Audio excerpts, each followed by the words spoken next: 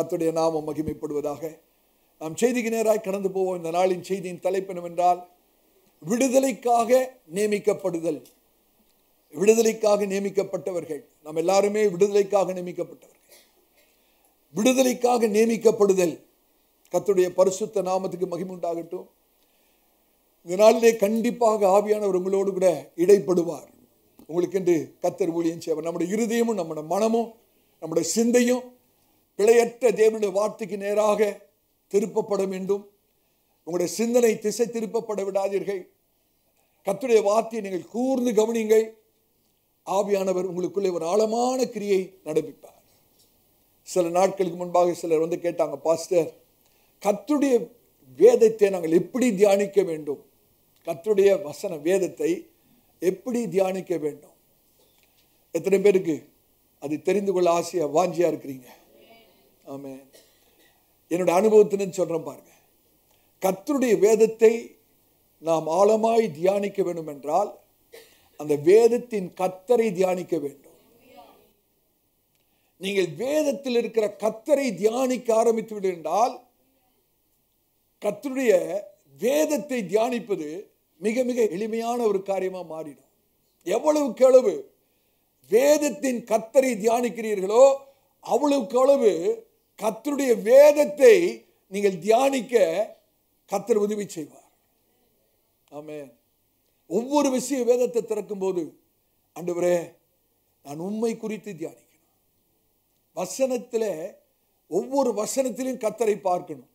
ஒவ்வொரு வேதாகம பகுதியிலும் பக்கங்களிலும் ஆண்டவரே, நம்ம ஆண்டவர் சொன்னாரே, வேதத்தை ஆராய்ந்து பாருங்கள், அவைகளினாலே நித்திய ஜீவன் உண்டு என்று அறிந்திருக்கிறீர்களே, என்னை குறித்து சாட்சி சொல்லுகிறவரும் அவைகளே. அப்போ ஒவ்வொரு வேத பகுதியிலும் வசனத்திலும் ஒவ்வொரு பக்கத்திலும் நம்ம கர்த்தரை பார்க்கிறவர்களா இருக்கணும். ஆமென். கர்த்தரை தியானிங்கள். வேதத்தின் கர்த்தரை தியானிங்கள். கர்த்தருடைய வேதத்தை தியானிப்பது உங்களுக்கு மகிழ்ச்சியாய் மாறும். கர்த்தருடைய பரிசுத்த நாமத்துக்கு மகிமை உண்டாகட்டும். நம்முடைய திறவுகோள் வசனத்தை எடுத்து வாசிப்போம். எரேமியா 1ஆம் அதிகாரம் 19ஆம் வசனம். எரேமியா 1ஆம் அதிகாரம் 19வது வசனம். அவர்கள் உனக்கு விரோதமாக யுத்தம் பண்ணுவார்கள். அவர்கள் உனக்கு விரோதமாக யுத்தம் பண்ணுவார்கள். ஆனாலும் உன்னை மேற்கொள்ள மாட்டார்கள். ஆனாலும் உன்னை மேற்கொள்ள மாட்டார்கள். உன்னை ரட்சிக்கும்படிக்கு, உன்னை ரட்சிக்கும்படிக்கு, உன்னை விடுதலையாக்கும்படிக்கு நான் உன்னுடனே இருக்கிறேன் என்று கர்த்தர் சொல்கிறார். நான் உன்னுடனே இருக்கிறேன் என்று கர்த்தர் சொல்கிறார். தீர்க்க தரிசனமான ஒரு வார்த்தை. எத்தனை பேர் நீங்க விசுவாசிக்கிறீங்க? நம்ம எல்லாரும் சேர்ந்து இந்த வசனத்தை வாசிக்கலாமா? எரேமியா 1ஆம் அதிகாரம் 19வது வசனம். எல்லாரும் சேர்ந்து. அவர்கள் உனக்கு விரோதமாக யுத்தம் பண்ணுவார்கள், ஆனாலும் உன்னை மேற்கொள்ள மாட்டார்கள். உன்னை ரட்சிக்கும்படிக்கு நான் உன்னுடனே இருக்கிறேன் என்று கர்த்தர் சொல்கிறார். ஆமென். ஹல்லேலூயா.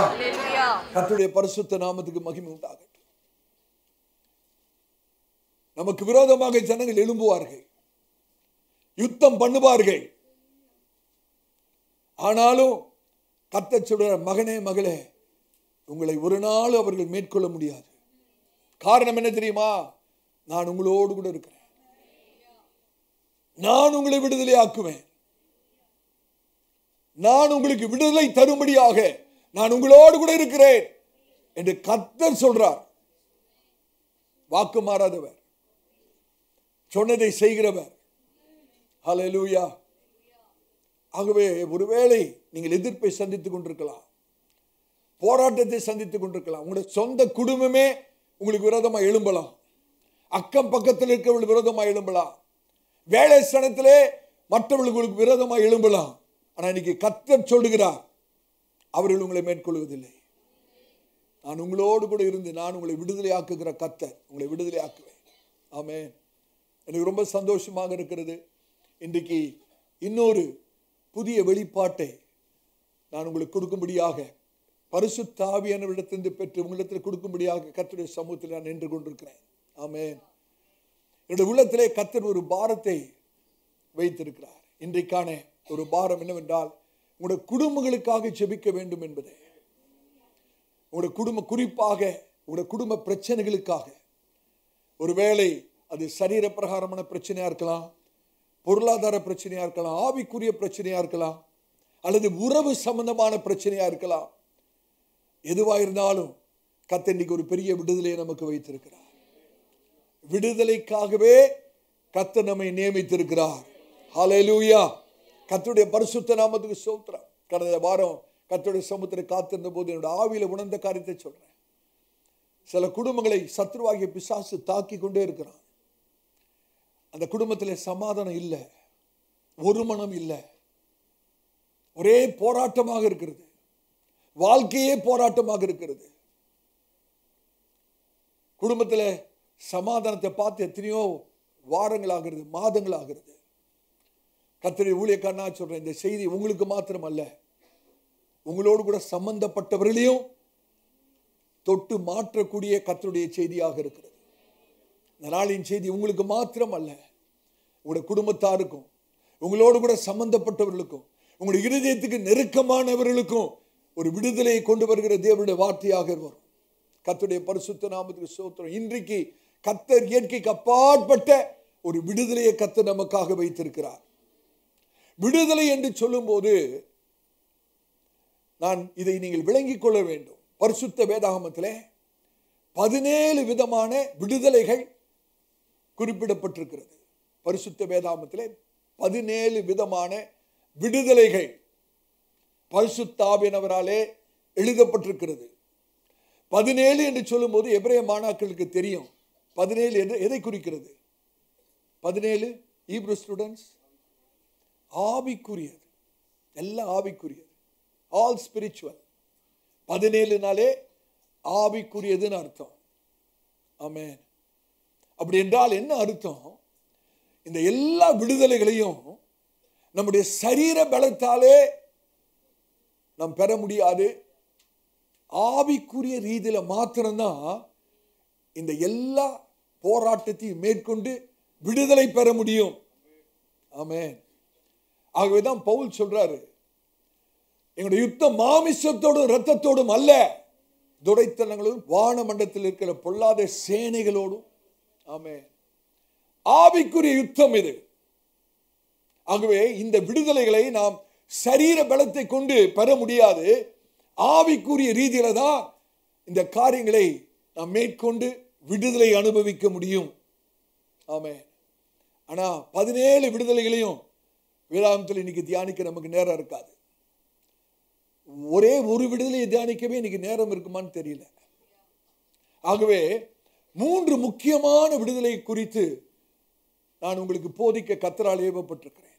3 முக்கியமான விடுதலைகள் வேதாகமத்தில் சொல்லப்பட்டிருக்கிற 3 முக்கியமான விடுதலைகள். முதலாவது விடுதலை என்னன்னு கேட்டீங்கன்னா, அறியாமையிலிருந்து விடுதலை.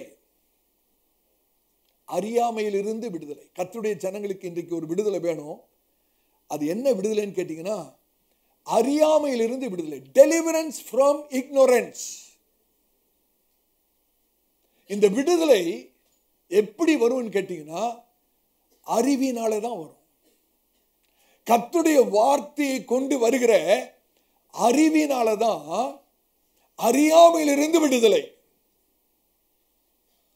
நீங்கள் செய்தியை கேட்க கேட்க உங்களுக்கு சத்தியம் தெளிவாக விளங்கும். Deliverance from ignorance comes by knowledge of the word of God. இந்த அறியாமையிலிருந்து விடுதலை எப்படி வரும்னு கேட்டீங்கன்னா, கர்த்தருடைய வார்த்தையிலிருந்து வருகிற அறிவினாலே அறியாமையிலிருந்து கர்த்தர் நமக்கு விடுதலை தர விரும்புகிறார். நீங்க குறித்துக் கொள்ள வேணாம். Deliverance from ignorance. This deliverance comes by knowledge through the word of God. இந்த விடுதலை எப்படி வரும்? கர்த்தருடைய வார்த்தையிலிருந்து வருகிற அறிவினாலே இந்த விடுதலை வரும்.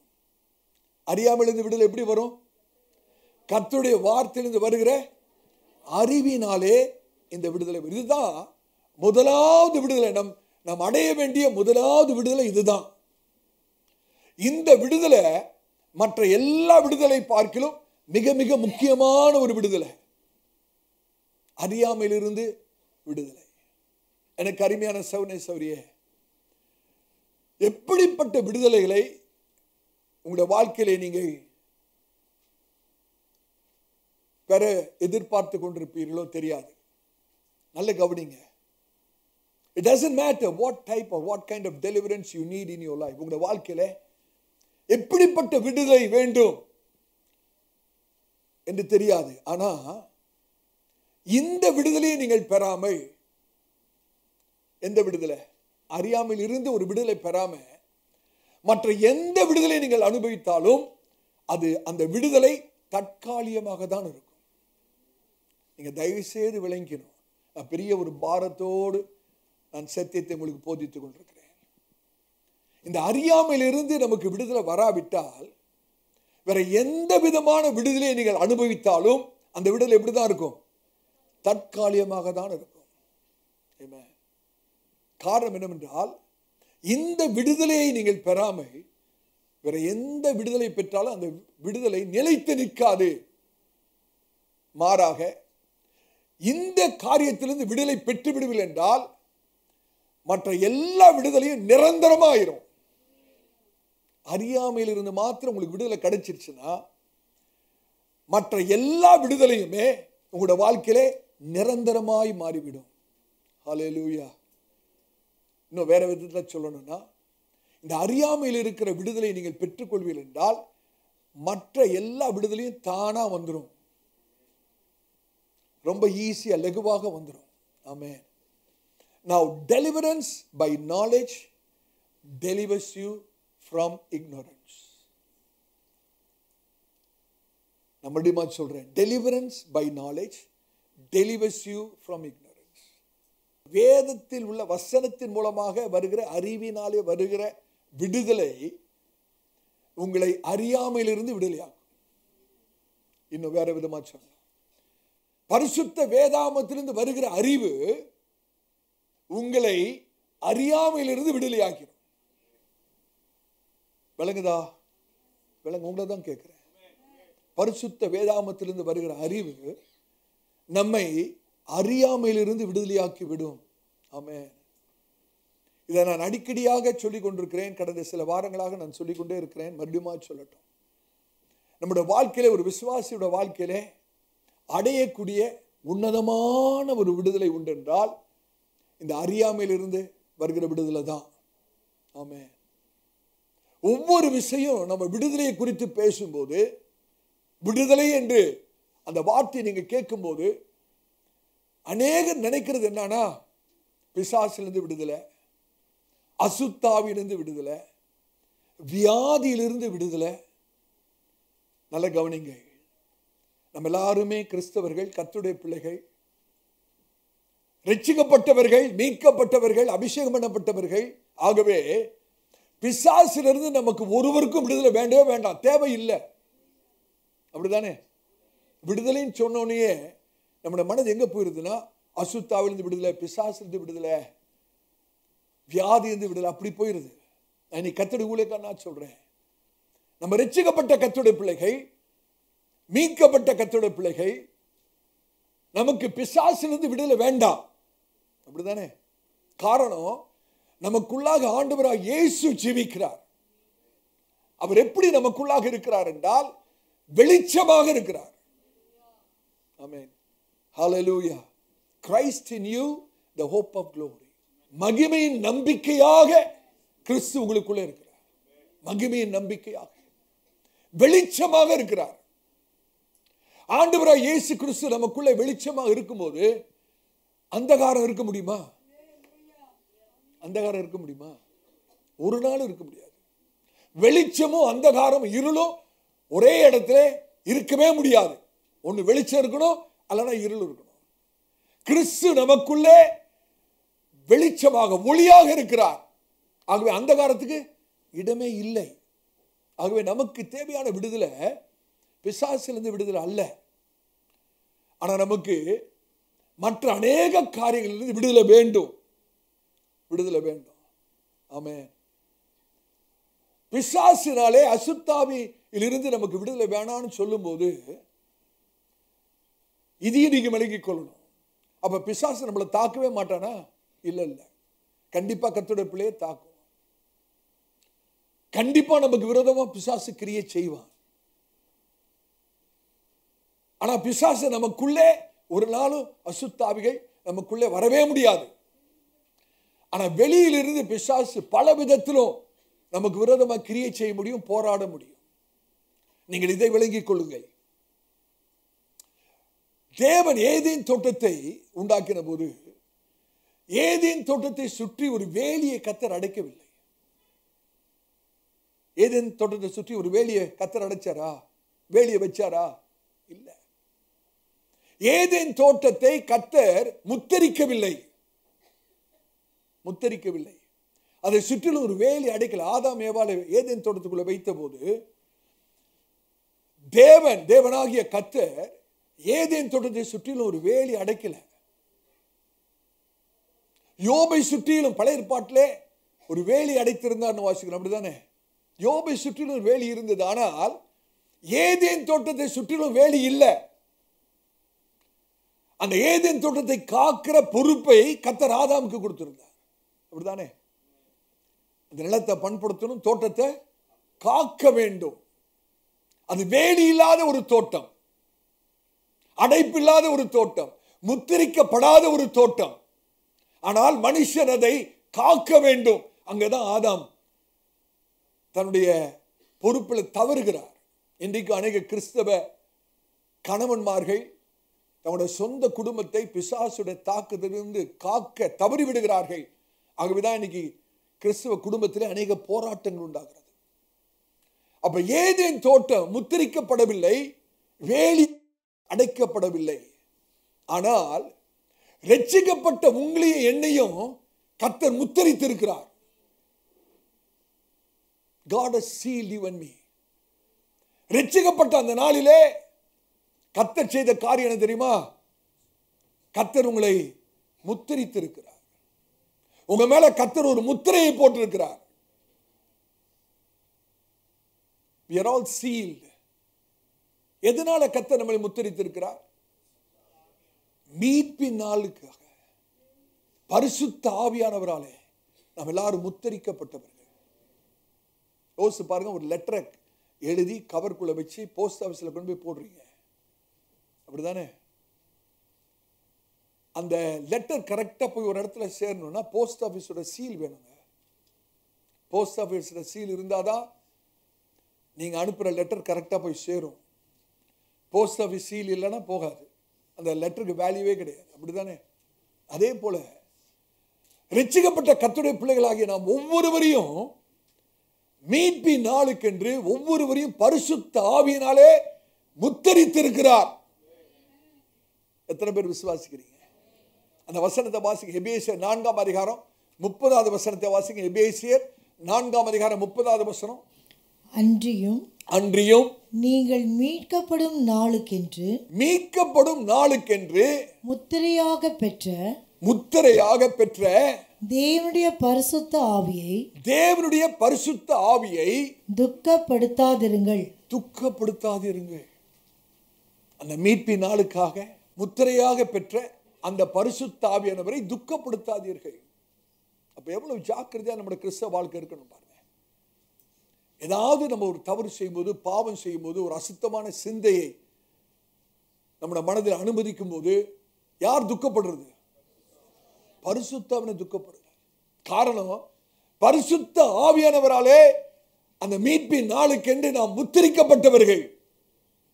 எனக்கு அருமையான சகோதரனே, சகோதரியே, உங்களுடைய ஆவிக்குரிய வாழ்க்கை முத்திரிக்கப்பட்டிருக்கிறபடினாலே சத்துருவாகிய பிசாசு ஒரு நாளும் உங்களுடைய வாழ்க்கைக்குள்ளே அவனால் பிரவேசிக்க முடியாது. ஏதேன் தோட்டத்துக்குள்ள வந்த மாதிரி உங்களுடைய வாழ்க்கைக்குள்ள வர முடியாது. ஏதேன் தோட்டம் முத்திரிக்கப்படலை, ஆனா உங்களுடைய வாழ்க்கை, எங்களுடைய வாழ்க்கை முத்திரிக்கப்பட்டிருக்கிறது. அவன் ஈஸியா ஏதேன் தோட்டத்துக்குள்ள வந்தது போல உங்களுடைய வாழ்க்கையில் அவன் நுழைய முடியாது. ஆனால் அவன் ஒரு காரியத்தை செய்வான், என்ன தெரியுமா? ஆவிக்குரிய ரீதியிலே நம்மை குருடராக்கி விடுவான். ஆவிக்குரிய ரீதியிலே நம்மை குருடர்களாக்கி விடுவான். நம்ம கேர்ஃபுல்லா இல்லைன்னா, ஜாக்கிரதையா ஆவிக்குரிய வாழ்க்கையில ஜாக்கிரதையா இல்லைன்னா, நம்முடைய சத்துருவாகிய பிசாசு என்ன பண்ணுவான்? ஆவிக்குரிய ரீதியிலே குருடர்களாக்கி விடுவான். இன்னும் வேற விதமா சொல்லணும்னா, நீங்க கர்த்தருடைய சபையில வந்திருப்பீங்க, இங்கதான் உட்கார்ந்து இருப்பீங்க. கர்த்தருடைய வார்த்தை பிரசங்கிக்கப்படும் போது சில பகுதிகள் உங்களுக்கென்று கர்த்தர் பேசும்போது சத்ருவாகிய பிசாசு உங்களோட மைண்டை பிளாங்க் ஆக்கி விட்டுருவோம். அந்த நேரத்தில், குறிப்பா அந்த நேரத்தில் அந்த வசனம் உள்ள போகாது, மற்றதெல்லாம் உள்ள போவோம். ஆனா கர்த்தர் உங்களுக்கென்று, உங்களுடைய விடுதலைக்கென்று, ஆசீர்வாதத்துக்கென்று வைத்திருக்கிற அந்த ஒரு வார்த்தை, அந்த ஒரு வசனம், அந்த பகுதி உங்களுடைய உள்ளத்திலே ஆவிக்குள்ளே போகாதபடிக்கு உங்களோட மனதை அப்படியே பிளாங்க் ஆக்கிடுவான். இங்கதான் நம்ம ஜாக்கிரதையாக, அதனாலதான் வேதம் சொல்லுது, கர்த்தருடைய வார்த்தை கேட்கும் போது விசுவாசத்தை கலந்து அதை கவனமாய் கேட்க வேண்டும். கவனமாக கேட்க. இந்த விஷயத்திலே கர்த்தருடைய வார்த்தை நமக்குள்ளே போகிறதான விஷயத்திலே அதிக ஜாக்கிரதையா இருக்கணும். விதைக்கப்படுகிறது மாத்திரமல்ல, விதைக்கப்பட்ட வசனம் சத்துரு ஒரு நாள் பொறுக்கி விடக்கூடாது. ஆமென். கர்த்தருடைய நோக்கம் என்ன தெரியுமா? விதைக்கிறதான நோக்கம் பெருக்கம். ஆனா பிசாசுடைய நோக்கம் என்ன தெரியுமா? கர்த்தருடைய வார்த்தை விதையாக விதைக்கும் போது அதை பொறுக்கி விடுவதுதான் பிசாசுடைய நோக்கம். ஆனா பரிசுத்தோட நோக்கம் அதை பெருக்கி விடுவது. பரிசுத்தாவினர் வார்த்தையை பெருக்க விரும்புகிறார். ஆனா சத்ருவாகிய பிசாசு விதைக்கப்பட்ட வார்த்தையை பொறுக்கி விட விரும்புகிறார். இங்கதான் நம்ம ரொம்ப ஜாக்கிரதையாக இருக்க வேண்டும். ஆமென். அதான் வேதம் சொல்றது, பிசாசுக்கு இடம் கொடாதீர்கள். ஆக மண்டுமா சொல்றேன், சத்ருவாகிய பிசாசு கூட ஆவிக்குரிய வாழ்க்கையில ஒரு நாள் நுழைய முடியாது. ஆமென். ஆனால் வசனத்தை கேட்கக்கூடாதபடி உங்களோட மனசை பிளாங்க் ஆக்கிடுவான், அல்லது ஆவிக்குரியிலே நம்மை குருடராக்கி விடுவான், ஜாக்கிரதையா இல்லாவிட்டால். ஆமென். ஆகவே நமக்கு அசுத்தாவிலிருந்து விடுதலை வேண்டாம், ஆனா மற்ற காரியங்களிலிருந்து விடுதலை வேணும். அதுல ஒரு விடுதலை தான் நான் உங்களுக்கு சொல்லிக் கொண்டிருக்கிறேன். Deliverance from ignorance. அறியாமையிலிருந்து விடுதலை. அறியாமையிலிருந்து விடுதலை. ஆமென். இன்னைக்கு பிசாசோட நோக்கம் என்னவென்றால், கர்த்தருடைய ஜனங்களை அறியாமையில வைக்க வேணும். அப்போஸ்தலன் பவுல் சொல்றார்ல, அவருடைய தந்திரங்கள் நமக்கு அறியாதவைகள் அல்லவே. ஆமென். அவருடைய தந்திரங்களுக்கு நாம் அறியாதவர்களாய் ஆகிவிட்டோம் என்றால் பிசாசு அதை தனக்கு சாதகமாக மாற்றிக்கொள்வார். இன்னைக்கு சத்ருவாகிய பிசாசு அநேக கர்த்தருடைய பிள்ளைகளை எப்படி வச்சிருக்கிறான் தெரியுமா? அறியாமையில வைத்திருக்கிறான். அறியாமையில வைத்திருக்கிறான். அவன் எப்படி உங்களை அறியாமையில வைப்பான் என்றால், வேதத்தை வாசிக்க விடுவான், தியானிக்க விட மாட்டான். வித்தியாசம் எத்தனை பேருக்கு விளங்குது? வேதத்தை வாசிக்க விட்டுருவான், ஆனா எதுக்கு விட மாட்டான்? தியானிக்க விட மாட்டான். வேதத்தை வாசிப்பில் என்றால் வாசிக்கப்படுகிற வேதம் உள்ள போகாது, தியானிக்கிறது தான் உள்ள போகும். பிசாசுக்கு நல்லாவே தெரியும், வாசிக்கிறதுனால பிசாசுக்கு பிரச்சனையே இல்லை. ஆனா எதை விட மாட்டான்? தியானிக்க விட மாட்டான். ஏன்? அவனுக்கு தெரியும், நீங்க தியானிச்சு கர்த்தருடைய சத்தியம் உள்ள போயிடுச்சுன்னா விடுதலை வந்துடும். வேதம் சொல்லுது, சத்தியத்தை அறிவீர்கள், சத்தியம் உங்களை விடுதலையாக்கும். பிசாசு, சத்ருவாகிய பிசாசு கர்த்தருடைய பிள்ளைகளை அறியாமையில வைத்திருக்கிறதா அவனுடைய நோக்கம். இன்னைக்கு அநேகர் இதனாலே வஞ்சிக்கப்பட்டிருக்கிறார்கள். அநேகர் வஞ்சிக்கப்பட்டிருக்கிறார். எப்படி உங்களை அறியாமையில வைப்பான் தெரியுமா? ஈவினிங் பைபிள் ஸ்டடிக்கு வர விடவே மாட்டான். ஈவினிங் பைபிள் ஸ்டடிக்கு வர விடமா? ஏன்? ஈவினிங் பைபிள் ஸ்டடிக்கு வந்துட்டா நீங்க கர்த்தரை குறித்து அறிந்து விடுவீர்கள். உங்களுக்கு அறிவு வந்துடும். அந்த அறிவு வந்துடுச்சுன்னா விடுதலை வந்துடும். ஏன்னா உங்களுடைய விடுதலையே இதில் தான் இருக்கு, கர்த்தரை அறிகிற அறிவில தான் இருக்கிறது. சகோதரனே, உங்களுடைய விடுதலை கர்த்தரை அறிகிற அறிவில தான் இருக்கிறது. சகோதரி, உங்களுடைய விடுதலை கர்த்தரை அறிகிற அறிவில தான் இருக்கு. காரணம், அவர்தான் சத்தியம். சத்தியத்தை அறிவீர்கள், சத்தியம் உங்களை விடுதலையாக்கும். அப்ப எவ்வளவுக்கு எவ்வளவு கர்த்தரை அறிகிறீர்களோ அவ்வளவுக்கு எவ்வளவு சத்தியத்தை அறிகிறீர்கள். எவ்வளவுக்கு எவ்வளவு சத்தியத்தை அறிகிறீர்களோ அவ்வளவுக்கு எவ்வளவு உங்களை வாழ்க்கையில் விடுதலை. வேதத்தை தியானிக்க விட மாட்டான், பைபிள் ஸ்டடிக்கு வர விட மாட்டான், சத்தியத்தை அறிந்து கொள்ள விட மாட்டான். இதைதான் நான் சொல்றேன், அறியாமையிலிருந்து விடுதலை இன்னைக்கு நமக்கு கர்த்தர் கொடுக்கும்படியாய் விரும்புகிறார். வேற விதத்தில் சொல்லணும்னா, deliverance from ignorance by knowledge. வேத அறிவினாலே அறியாமையிலிருந்து விடுதலை. எனக்கு அருமையானவர்களே, எல்லா விடுதலை 17 விடுதலை சொன்னேன் இல்லையா, அந்த எல்லா விடுதலைகளிலும் உச்சிதமான மேலான மிக மிக முக்கியமான விடுதலை அறியாமையிலிருந்து வருகிற விடுதலை தான். ஆமென். உங்களுடைய வாழ்க்கையில் இருக்கிற சாபத்தை கர்த்தர் நீக்க வேண்டுமானால் முதலாவது அந்த அறியாமையின் சாபத்தை தான் நீக்கணும் ஆண்டவர். வறுமையின் சாபம் அல்ல, பிரச்சனையின் சாபம் அல்ல, வியாதியின் சாபம் அல்ல, பலவீனத்தின் சாபம் அல்ல. எந்த சாபத்திலிருந்து விடுதலை வேணும்? அறியாமையில் என்ற சாபத்திலிருந்து நமக்கு விடுதலை வேணும். ஆமென். கர்த்தருடைய நோக்கம் என்னவென்றால், கர்த்தருடைய பிள்ளைகளாகிய நாம் ராஜ்யத்தின் பிள்ளைகள் அறிவடைய வேண்டும். அறிவடைய வேண்டும். கர்த்தரை குறித்ததான அறிவை அடைய வேண்டும். ஹல்லேலூயா. கர்த்தருடைய பரிசுத்த நாமத்துக்கு ஸ்தோத்திரம். ஒரு காரியத்தை சொல்றேன், நீங்க முடியுமானா அதை குறித்துக் கொள்ளுங்க. Anything that does not exist in your mind does not exist in your life. Anything that does not exist in your mind does not exist in your life. இந்த தமிழ்ல சொல்லணும்னா, எது உங்களுடைய சிந்தையில இல்லையோ அது உங்களுடைய வாழ்க்கையில் இருக்காது. இதுதான் உண்மை. எந்த காரியத்தை குறித்து அறிவு இல்லையோ அந்த காரியத்தினால வருகிற ஆசீர்வாதம் உங்களுடைய வாழ்க்கையில் இருக்கவே இருக்காது. ஒரு காரியம் மனதில் இல்லாவிட்டால் உங்களுடைய வாழ்க்கையில் இருக்காது. ஒரு சத்தியம் உங்களுடைய மனதிலே உங்களுடைய ஆவில இருந்தா அந்த சத்தியத்தினால வருகிற விடுதலை உங்களுடைய வாழ்க்கையில் இருக்கும். ஆமென். The more you know, the more you function. எவ்வளவு அறிந்திருக்கிறீர்களோ அவ்வளவுக்கு அவ்வளவுதான் செயல்பட முடியும். எவ்வளவு அறியாமல் இருக்கிறீர்களோ அவ்வளவுக்கு அளவு உங்களால் செயல்பட முடியாது. நீங்க எவ்வளவு தூரம் போக முடியும் தெரியுமா? எவ்வளவு அறிந்திருக்கிறீர்களோ அவ்வளவு தூரம் தான் போக முடியும். அறியாத இடத்துக்கு போக முடியுமா? அறியாத இடத்துக்கு போக முடியுமா? நீங்க இப்படி யோசித்து பாருங்க. இதை விளங்கிக் கொள்ள பிரயாசப்படுங்க. நான் உங்களை லண்டனுக்கு கூட்டிட்டு போகணும்னா நான் லண்டனுக்கு போயிருக்கணும். எனக்கு லண்டன் தெரிஞ்சிருக்கணும். நான் லண்டன்ல இருந்திருக்கணும்.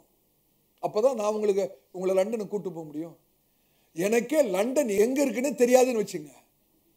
என்கிட்ட பாஸ்டர் கொஞ்சம் லண்டனுக்கு போற வழி சொல்றீங்களா அப்படின்னா நான் இப்படி சொல்றது, எனக்கே லண்டன் எங்க இருக்குன்னு தெரியாதே. அப்ப நான் உங்களை லண்டனுக்கு கூட்டு போகணும்னா நான் முதலாவது லண்டன்ல இருந்திருக்கணும். எனக்கு லண்டனை குறித்து தெரிஞ்சிருக்கணும். அப்படிதானே? எதை சொல்ல வரேன்னா, எவ்வளவுக்கு அறிவு இருக்கிறதோ அவ்வளவு தூரம் தான் நம்மளால பிரயாணம் பண்ண முடியும். எவ்வளவு காரியங்களை அறிந்திருக்கிறோமோ அவ்வளவுக்கு தான் நம்ம வாழ்க்கை செயல்பட முடியும். Amen. What you know you get, what you don't know you don't get. எதை அறிந்திருக்கிறீர்களோ அதை தான் பெற முடியும். எதை அறியாமல் இருக்கிறீர்களோ அதை உங்களால் பெற முடியாது. வேற விதத்தில் சொல்லணும்னா, how much you get depends on how much you know. ஆமென். எவ்வளவுக்கு ஒரு காரியத்தை அறிந்திருக்கிறீர்களோ அவ்வளவுக்கு அவ்வளவுதான் உங்களால அதை பெற முடியும். அப்படித்தானே? சிந்திக்கணும். சொல்லப்படுகிற ஒவ்வொரு காரியத்தையும் யோசித்து பார்க்கணும். இப்ப இந்த அறியாமையை நம்முடைய வாழ்க்கையிலிருந்து எப்படி நீக்குவது? அறியாமையிலிருந்து எப்படி விடுதலையை பெறுவது? அறியாமையிலிருந்து விடுதலை பெற வேணும்னா ஒரே ஒரு வழிதான், அறிவை அடைய வேண்டும். அறியாமையிலிருந்து விடுதலை பெறதுக்கு ஒரே வழி. என்ன வழி? அறிவை பெற. என்ன அறிவு? கிறிஸ்து இயேசுவை குறித்ததான அறிவு. கிறிஸ்து இயேசுவை குறித்ததான அறிவு. ஹல்லேலூயா. நீங்க சிந்தித்து பாருங்க. நம்ம ரட்சிக்கப்பட்ட அந்த நாளிலே நம்ம எல்லாரும் அனைவருமே நம்முடைய பரம மணவாளனாகிய ஆண்டவராகிய இயேசுவுக்கு மணவாட்டிகளாக நியமிக்கப்பட்டிருக்கிறோம். அதானே சத்தியம். பவுல் சொல்றாருல, பவுல் சொல்ற வார்த்தை என்ன? நான் உங்களை கற்புள்ள கன்னிகையாக கிறிஸ்து என்னும் ஒரே புருஷனுக்கு நியமித்திருக்கிறபடினால் உங்களை குறித்து வைராக்கியம் கொண்டிருக்கிறேன். வைராக்கியம் கொண்டிருக்கிறேன். கிறிஸ்து என்னும் புருஷனுக்கு நாம் எல்லாரும் ஆவிக்குரியிலே நியமிக்கப்பட்டவர்கள். நல்ல கவனிங்க, சரீர பிரகாரமாக நமக்கு நிறைய உறவுகள் இருக்கிறது, அப்படிதானே? கணவன், மனைவி, சகோதரன், சகோதரி, தாய், தகப்பன், பலவிதமான உறவுகள் இந்த சரீரத்துக்கு. ஆனா ஆத்துமாவுக்கு ஒரே ஒரு உறவு தான், நம்முடைய பரம மணவாளனாகி ஆண்டவர் இயேசு தான். இந்த ஆத்துமாவுக்கு வேற உறவு கிடையாது. ஆமென். அப்ப நாம் எல்லாருமே ஆண்டவராகிய இயேசுவுக்காக, பரம மணவாளனுக்காக நியமிக்கப்பட்டிருக்கிறோம். இப்ப நியமனத்துக்கும் நிச்சயார்த்தம் சொல்லுவாங்க, அப்படிதானே? அந்த நிச்சயார்த்தத்துக்கும் விவாக நாளுக்கும் இடைப்பட்ட காலம் இருக்கிறதுல சில பேர் தவறு பண்ணுவாங்க. காலையில நிச்சயத்தை வச்சுட்டு சாயங்காலத்தில் கல்யாணத்தை வைப்பாங்க. இப்படி வைக்கிறதுக்கு காரணம் என்னன்னா, அவங்களுக்கு நிச்சயம்னால என்னன்னு தெரியலன்னு அர்த்தம். சிலதை நானும் நடத்தி வச்சிருக்கேன் பாருங்க, வேற வழி இல்லை. பாஸ்டர் நடத்திருங்க பாஸ்டர். காலையில என்கேஜ்மெண்ட், சாயங்காலம். இப்படி வைக்கிறது காரணம் என்னன்னா, நிச்சயம்னா என்னன்னே தெரியலன்னு அர்த்தம். பொதுவா யூதருடைய கலாச்சாரத்தின்படி நிச்சயத்துக்கும் திருமண நாளுக்கும் ஒரு வருஷம் இடைப்பட்ட காலம். எபிரேயத்தில் அழகா சொல்லுவாங்க. நிச்சயத்துக்கு எபிரேயத்தில் ஹீப்ரூ ஸ்டூடெண்ட்ஸ் இருக்கீங்களே, என்னது? எருசேன். என்கேஜ்மெண்ட்டுக்கு ஹீப்ரூல எருசேன், திருமண நாளுக்கு நிசுயன். அப்ப நிச்சயத்துக்கும் திருமண நாளுக்கும் இடைப்பட்ட காலம் அவசியம். இந்த காலம் எதற்கு? ஏன் அப்படி காலத்தை வச்சிருக்கிறாங்க? எபிரேய கலாச்சாரத்தில் ஒரு வருஷம், குறைஞ்சது ஒரு வருஷம். இந்த இடைப்பட்ட காலம் எதுக்கு நான் கேட்கிறேன்? இடைப்பட்ட காலம் எதுக்கு? நிறைய சாமான் வாங்கி சேர்க்கறதுக்கா? இதைதான் நம்ம பண்ணிட்டு இருக்கிறோம். நம் மணவாளனோடு நியமிக்கப்பட்டோம், விவாக நாளுக்காக காத்துட்டு இருக்கிறோம், நிறைய பொருளை சேர்த்துட்டு இருக்கிறோம். ஒரே ஷாப்பிங் தான். இதை வாங்கலாமா அதை வாங்கலாமான்னு சேர்த்துட்டு இருக்கோம். பொருளை சேர்க்கறதுக்கு இந்த இடைப்பட்ட காலம் அல்ல. இந்த இடைப்பட்ட காலம் எதுக்கு என்றால், மணவாளனை அறிந்து கொள்வதற்கு. மணவாட்டி மணவாளனை அறிந்து கொள்ளணும். அதுக்காக தான் இந்த இடைப்பட்ட காலம். இந்த இடைப்பட்ட காலத்தை தான் சபையின் காலம் என்று கர்த்தர் நமக்கு கொடுத்திருக்கிறார். பரிசுத்த ஆவியின் யுகம் என்று அழைக்கப்படுகிறது. இந்த சபையின் காலம் எதற்கு? நம்ம எல்லாரும் ரட்சிக்கப்பட்ட நாளிலே ஆண்டவர் இயேசுவுக்காக நியமிக்கப்பட்டிருக்கிறோம். அந்த விவாக நாளுக்காக காத்துட்டு இருக்கிறோம். அந்த நியமிக்கப்பட்ட ரட்சிக்கப்பட்ட அந்த நாளிலிருந்து விவாக நாளுக்கு இடைப்பட்ட காலம் எதற்கென்றால், மணவாளனை நான் அறிந்து கொள்ள வேண்டும். ஹல்லேலூயா. அதுக்கு தான் கெத்துபாவை நம்ம கையில கொடுத்திருக்கிறார். Marriage covenant document. Marriage covenant document ஏற்கனவே சொல்லியிருக்கிறேன்னா சொல்லலையா? சொல்லியிருக்கேன். கெத்துபானா தெரியும் இல்லையா?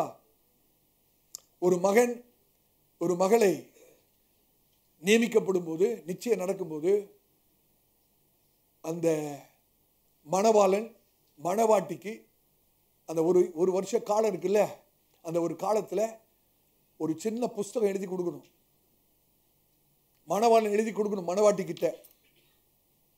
எனக்கு என்ன பிடிக்கும், எனக்கு என்ன பிடிக்காது, நான் உனக்கு என்ன செய்வேன் திருமணத்துக்கு பிறகு,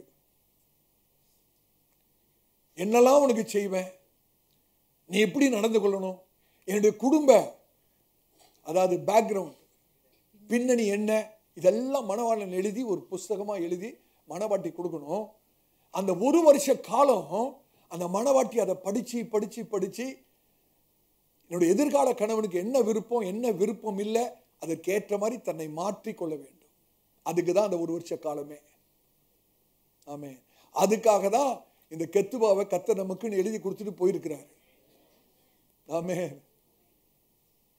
இதுல என்ன எழுதியிருக்காருன்னா, நீங்க மணவாட்டி ஆன பிறகு என்ன நான் தருவேன்னு சொல்லி எழுதியிருக்கிறாரு. யோசிச்சு பாருங்க. நிச்சயத்துக்கு பிறகு ஒரு பெண்ணு, உன் வீட்டை என் பேர்ல எழுதி வை, எனக்கு ஒரு கார் வாங்கி கொடுத்துரு, அப்படி இப்படின்னு கேட்டா அந்த ஆள் பயந்து ஓடியே போய், அப்பா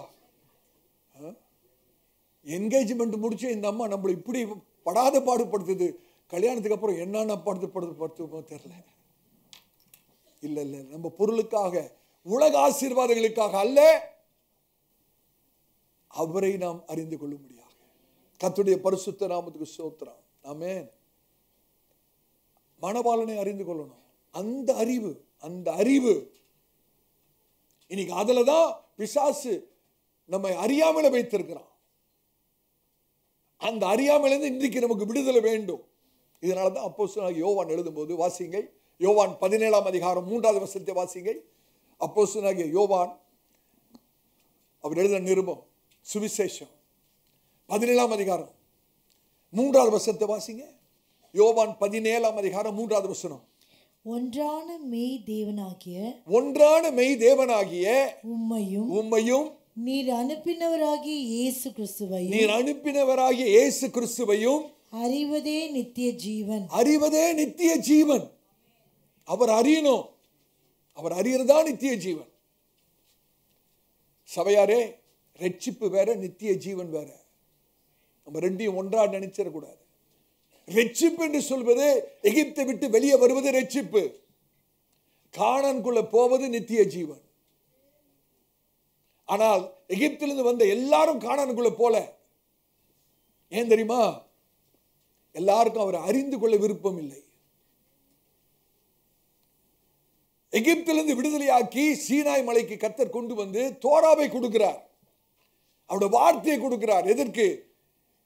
கானானுக்குள்ள போகணும்னா நீங்க என்ன அறியணும், என்ன அறிந்து கொள்ளணும். நான் யார் என்பதை நீங்கள் அறிந்து கொள்ள வேண்டும். என்னை அறியாத பட்சத்திலே ஒரு நாளும் கானானுக்குள்ள பிரவேசிக்க முடியாது. இதைதான் கர்த்தர் இன்னைக்கு சபையில வைத்து செய்கிறார். நம்ம ரட்சிக்கப்பட்டிருக்கிறோம். கர்த்தர் நம்ம எகிப்திலிருந்து விடுதலையாக்கி வெளியே கொண்டு வந்து விட்டார். இப்ப நித்திய ஜீவனுக்குள்ள போகணும். ஆனா ஆண்டவர் சொல்றாரு, என் மகனே மகளே, அந்த நித்திய ஜீவனுக்குள்ளே நீங்க போக வேண்டுமானால் நீங்கள் என்னை அறிந்து கொள்ள வேண்டும்.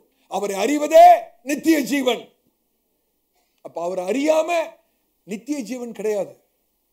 எத்தனை பேர் நான் சொல்றது விளங்குது? நிறைய பேர் நினைக்கிறாங்க, நீ கிறிஸ்தவத்துல நான் ரட்சிக்கப்பட்டா பரலோகம் போயிடுவேன்.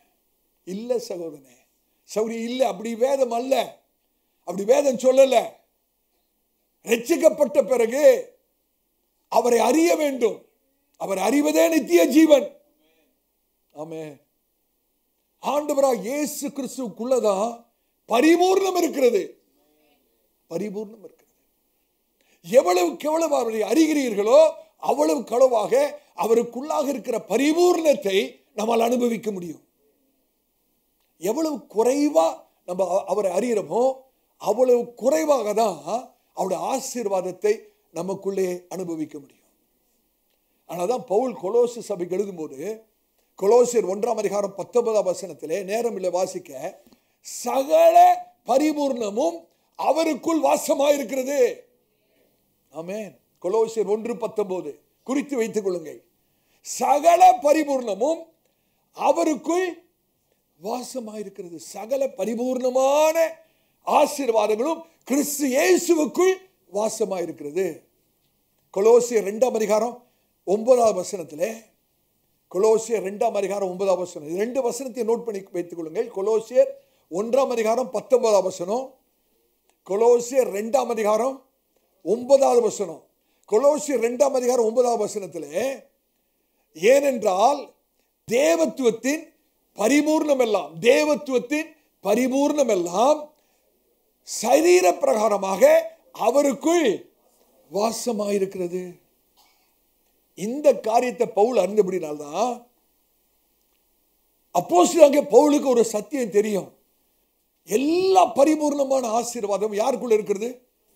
கிறிஸ்து இயேசுவுக்குள்ளாக இருக்கிறபடினாலே அப்போஸ்தலனாகிய பவுல் பிலிப்பியர் 3ஆம் அதிகாரம் 8வது வசனத்தில் அவர் சொல்றாரு. வாசிங்க அந்த வசனத்தை. பிலிப்பியர் 3ஆம் அதிகாரம் 8வது வசனம். அது மாத்திரமல்ல என் கர்த்தராகிய கிறிஸ்து இயேசுவை அறிகிற அறிவின் மேன்மை, அந்த அறிவு இருக்கிறதே மேன்மையான அறிவு. எல்லா அறிவுக்கு மேலான அறிவு. அவர் அறிகிற அறிவின் மேன்மைக்காக எல்லாவற்றையும் நஷ்டம் என்று எண்ணிக்கொண்டிருக்கிறேன். எல்லாவற்றையும் நஷ்டம் என்று எண்ணிக்கொண்டிருக்கிறேன். நான் கிறிஸ்துவை ஆதாயப்படுத்திக் கொள்ளும்படிக்கும் நியாய பிரமாணத்தினால் வருகிற சுயநீதியை உடையவனாய் இராமல் கிறிஸ்துவை பற்றும் விசுவாசத்தினால் வருகிறதும்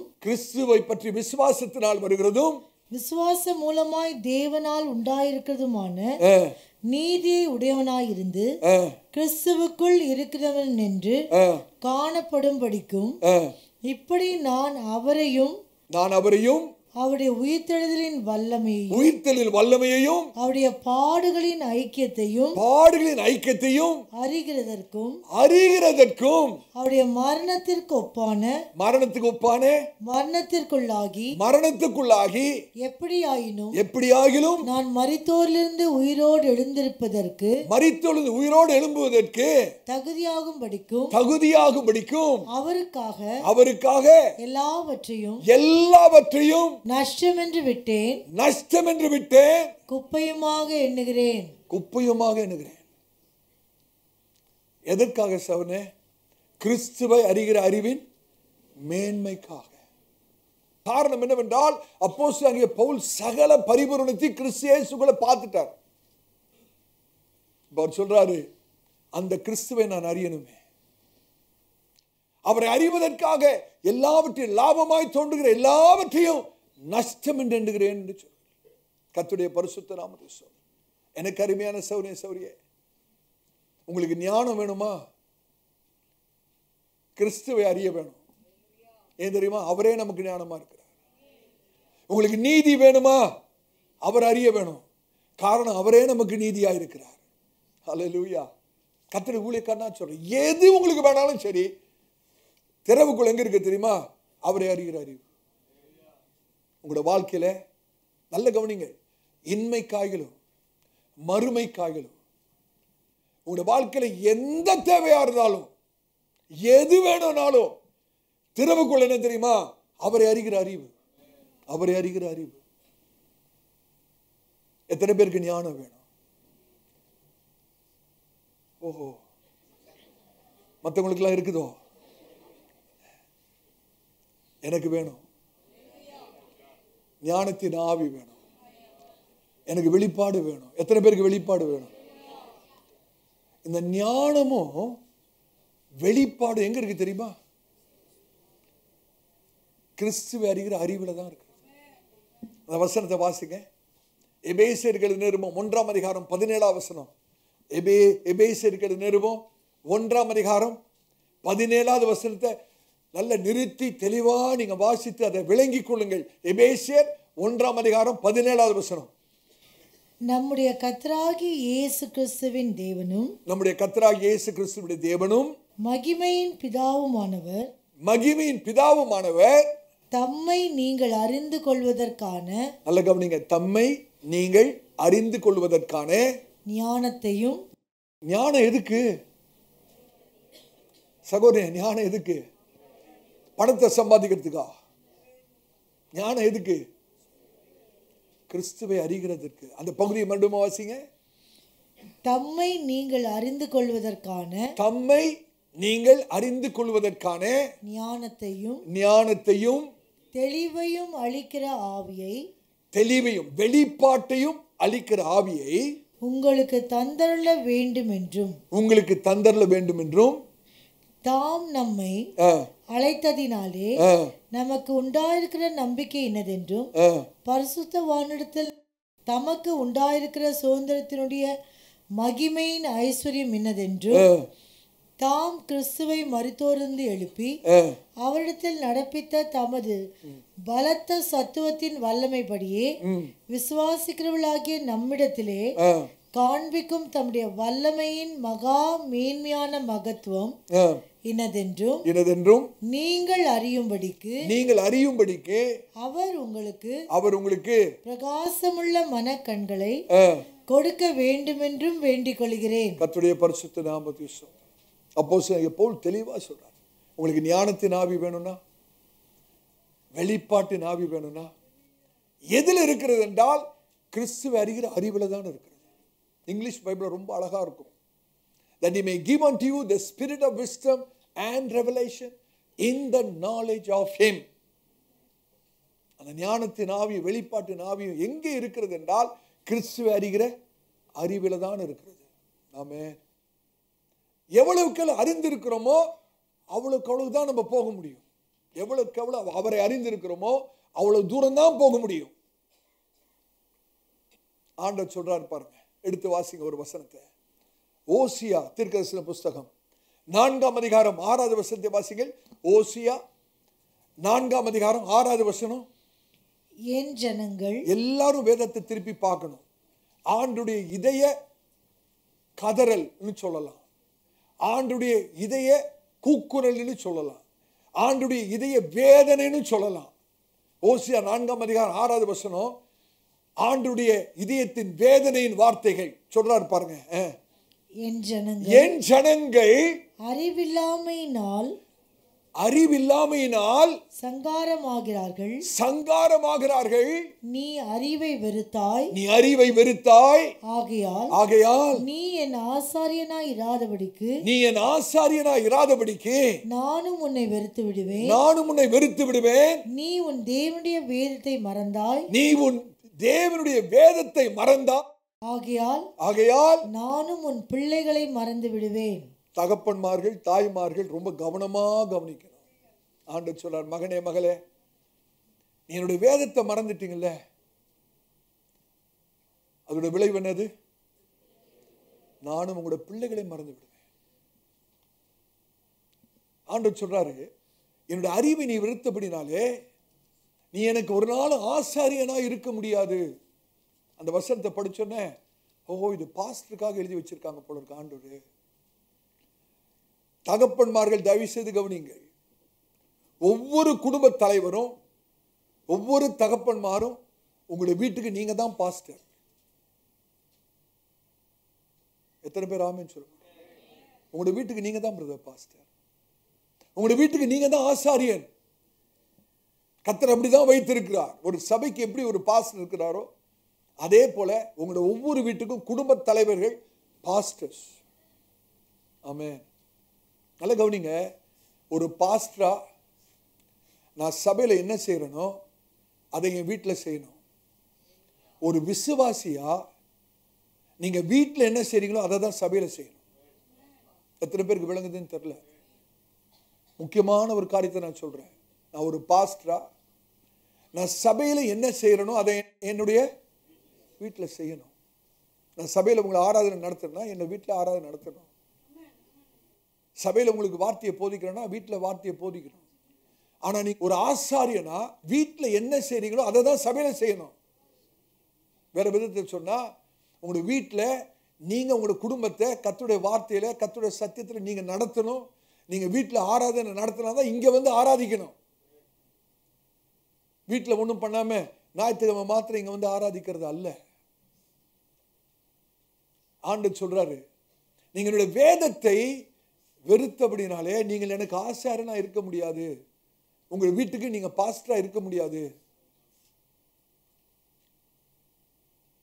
இன்னைக்கு கர்த்தருடைய வார்த்தை நமக்கு வேணும். ஹல்லேலூயா. கர்த்தர் சொல்ற, என்னுடைய ஜனங்கள் இன்னைக்கு சங்காரமாகிறார்கள். ஏன் தெரியுமா? அறிவில்லாமையினாலே. ஆண்டுடைய வேதனைங்க. நான் மீட்டு கொண்டேன் என்னுடைய ஜனம், நான் தெரிந்து கொண்டேன் என்னுடைய ஜனம். இந்த ஜனத்துக்காக தான் என் ஜீவனையே கொடுத்தேன், என்னோட கடைசி சொட்டு ரத்தம் வரைக்கும் சிந்தினேன். ஆனால் இந்த ஜனங்கள் மாண்டு கொண்டிருக்கிறார்கள். காரணம் என்ன? இந்த ஜனங்கள் அழிந்து கொண்டிருக்கிறது காரணம் என்ன? அறியாமை. அறியாமை. என் ஜனங்கள் சங்காரமாகிறார்கள். அறிவில்லாமையினாலே சங்காரமாகிறார்கள். யோசிச்சு பாருங்க, யோசிச்சு பாருங்க. தேவனுடைய இருதயங்க. கர்த்தர் நம்மோடு இருதயத்திலிருந்து பேசு. கர்த்தருடைய ஜனங்கள் இன்னைக்கு அழிந்து போகிறதுக்கு, சங்காரமாகிறதுக்கு காரணம் என்ன? ஆலயத்துக்கு வராதனால இல்ல, ஜெபம் இல்லாததுனால இல்ல, அவரை குறித்து அறிவில்லாததுனாலே. சங்காரமாகிறார்கள். ஆமென். என்ன செய்தி தெரியுமா? ஆண்டவர் என்ன செய்தியை கர்த்தர் தரார் தெரியுமா? நல்ல கவனிங்க. ஒரு விசுவாசியோட வாழ்க்கையில கர்த்தரை அறிகிற அறிவு இல்லாவிட்டால் சங்காரம். அதான் செய்திங்க. மரணம். ஒரு கர்த்தருடைய பிள்ளையோட வாழ்க்கையில கர்த்தரை அறிகிற அறிவு இல்லாவிட்டால் விளைவு என்னது? மரணம் பிரதர். ஆவிக்குரிய மரணம், சங்காரம். எவ்வளவு ஆபத்தான விஷயம். நம்ம இதை யோசித்து பார்க்கிறதே இல்லை, அப்படிதானே? The absence of knowledge in a believer's life brings death. நம்முடைய வாழ்க்கையிலே நம்முடைய ஆத்தும நேசரை, நம்முடைய பரம மணவாளனை ஆண்டவராக இயேசுவை அறிகிற விதத்திலே அறியாம இருப்போமானால், நாம் அறியாமலேயே நம்முடைய கிறிஸ்தவ வாழ்க்கையை நடத்தி விடுவோமானால், அது எதுக்கு நேரா நடத்தும்? மரணத்துக்கு நேரா நடத்தும், சங்காரத்துக்கு நேரா நடத்தும். ஹல்லேலூயா. இங்க ஒன்று யோசிச்சு பார்த்தீங்களா? அவிசுவாசிகள் அறியாமையினாலே சங்காரமாகிறான்னு ஆண்டவர் சொல்லல. அவிசுவாசிகள், ரட்சிக்கப்படாதவர்கள் என்னை அறியாமையினாலே சங்காரமாகிறான்னு ஆண்டவர் சொல்லல. ஆனா என்ன சொல்றாரு? என்னுடைய ஜனங்கள், நான் மீட்டு கொண்ட என்னுடைய ஜனம், நான் தெரிந்து கொண்ட என்னுடைய ஜனம், கிறிஸ்தவர்கள், விசுவாசி என்று சொல்லுகிறவர்கள், எனக்கு சொந்தமானவர்கள் இன்னைக்கு சங்காரமாய் கொண்டிருக்கிறார்கள், அழிந்து கொண்டிருக்கிறார்கள். அதற்கு காரணம் என்ன? அறியாமை. சத்தியத்தை அறியாதனாலதான் பிரதர், சிஸ்டர், சத்தியத்தை அறியாதனாலதான். ஆண்டவராக இயேசு கிறிஸ்துவை குறித்ததான அறிவு இல்லாததுனாலதான். ஹல்லேலூயா.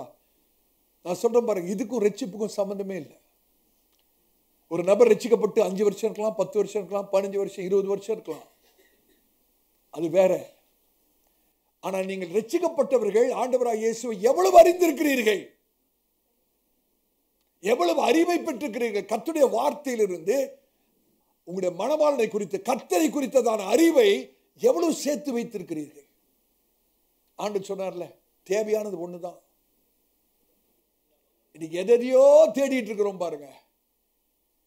ஆண்டவர் தெளிவா சொல்லிட்டாரு, மார்த்தாலே, மார்த்தாலே, நீ அநேக காரியங்களை குறித்து கலங்குகிறாய், கவலைப்படுகிறாய். ஆனால் தேவையானது ஒன்றே. தன்னை விட்டு ஈடுபடாத நல்ல பங்கை மரியாள் தெரிந்து கொண்டார். அது என்ன தெரியுமா? கர்த்தருடைய பாதத்தில் உட்கார்ந்து அவருடைய வார்த்தை, அவருடைய வார்த்தைங்க. நான் கர்த்தருடைய ஊழியக்காரனா சொல்றேன், நீ எவ்வளவுதான் சேர்த்து வச்சாலும் போகும்போது விட்டுட்டு தான் போகணும். ஒரே ஒரு காரியம் நம்மோடு கூட வருகிற ஒரே ஒரு காரியம் என்னன்னா, அவரை குறித்து நம்ம சேர்த்து வைத்திருக்கிற அறிவு தான் நம்மளோட வரும். ஆமென். எவ்வளவு கிளவு இந்த உலகத்தில் நம்ம கர்த்தர் உலகத்தில் வைத்திருக்கிற நோக்கமே என்னன்னா, அவர் அறியணும். சகோதரனே, உங்களுக்கு தெரியுமா, கர்த்தர் உங்களை இந்த உலகத்தில் எதுக்கு வச்சிருக்கிறார்? பணம் சம்பாதிக்கவா? காரு பங்களா வாங்கவா? இதெல்லாம் கர்த்தர் கொடுக்கிற கொசுரு, இதெல்லாம் கர்த்தர் கொடுக்கிற சின்ன சின்ன ஆசீர்வாதம். கர்த்தருக்கு ஸ்தோத்திரம். நம்ம எதற்கு வேலை செய்கிறோம்? இந்த உலகத்திலே உயிர் பிழைத்து வாழ்றதுக்காக வேலை செய்கிறோம், பணம் சம்பாதிக்கிறோம். ஆனால் இந்த உலகத்தில் வாழ்கிற நோக்கம் வேற. உன்னதமான நோக்கம் என்னவென்றால், கர்த்தர் உங்களை என்ன இந்த உலகத்தில் வைத்து ஆயுசுனால கூட்டிக்கிட்டே வர்ற நோக்கம் என்னவென்றால், அவரை அறியணும், அவரை அறியணும். அதுதான் பிரதானமான நோக்கம். இந்த பிரதானமான நோக்கத்தை விட்டுட்டு நாம் எதையோ தேடிட்டு போனா தேவனுடைய நோக்கம் நிறைவேறாமலே கண்ண மூட வேண்டியதாயிரும். நான் தாழ்மையா சொல்றேன் பாருங்க, அன்பா சொல்றேன், ஒரு ஆவிக்குரிய தகப்பனா சொல்றேன். இன்னைக்கு கர்த்தர் உங்களையும் என்னையும் இந்த உலகத்தில் வைத்திருக்கிற ஒரு பரம உன்னதமான நோக்கம் உண்டு என்றால் அவரை அறிவதற்காக தான். இந்த உலகத்தில் நம்ம பிழைக்கணும், அதுக்காக வேலை செய்யறோம். ஆனா அது நோக்கம் அல்ல.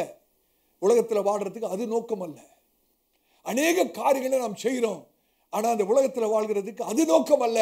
உலகத்தில் வாழ்ற பிரதான நோக்கம், என்னை சிருஷ்டித்தவரை நான் அறிய வேண்டும், என்னை உண்டாக்கி என்னுடைய தேவனை அறிய வேண்டும், என்னுடைய ஆத்தும மணவாளனை நான் அறிந்து கொள்ள வேண்டும்.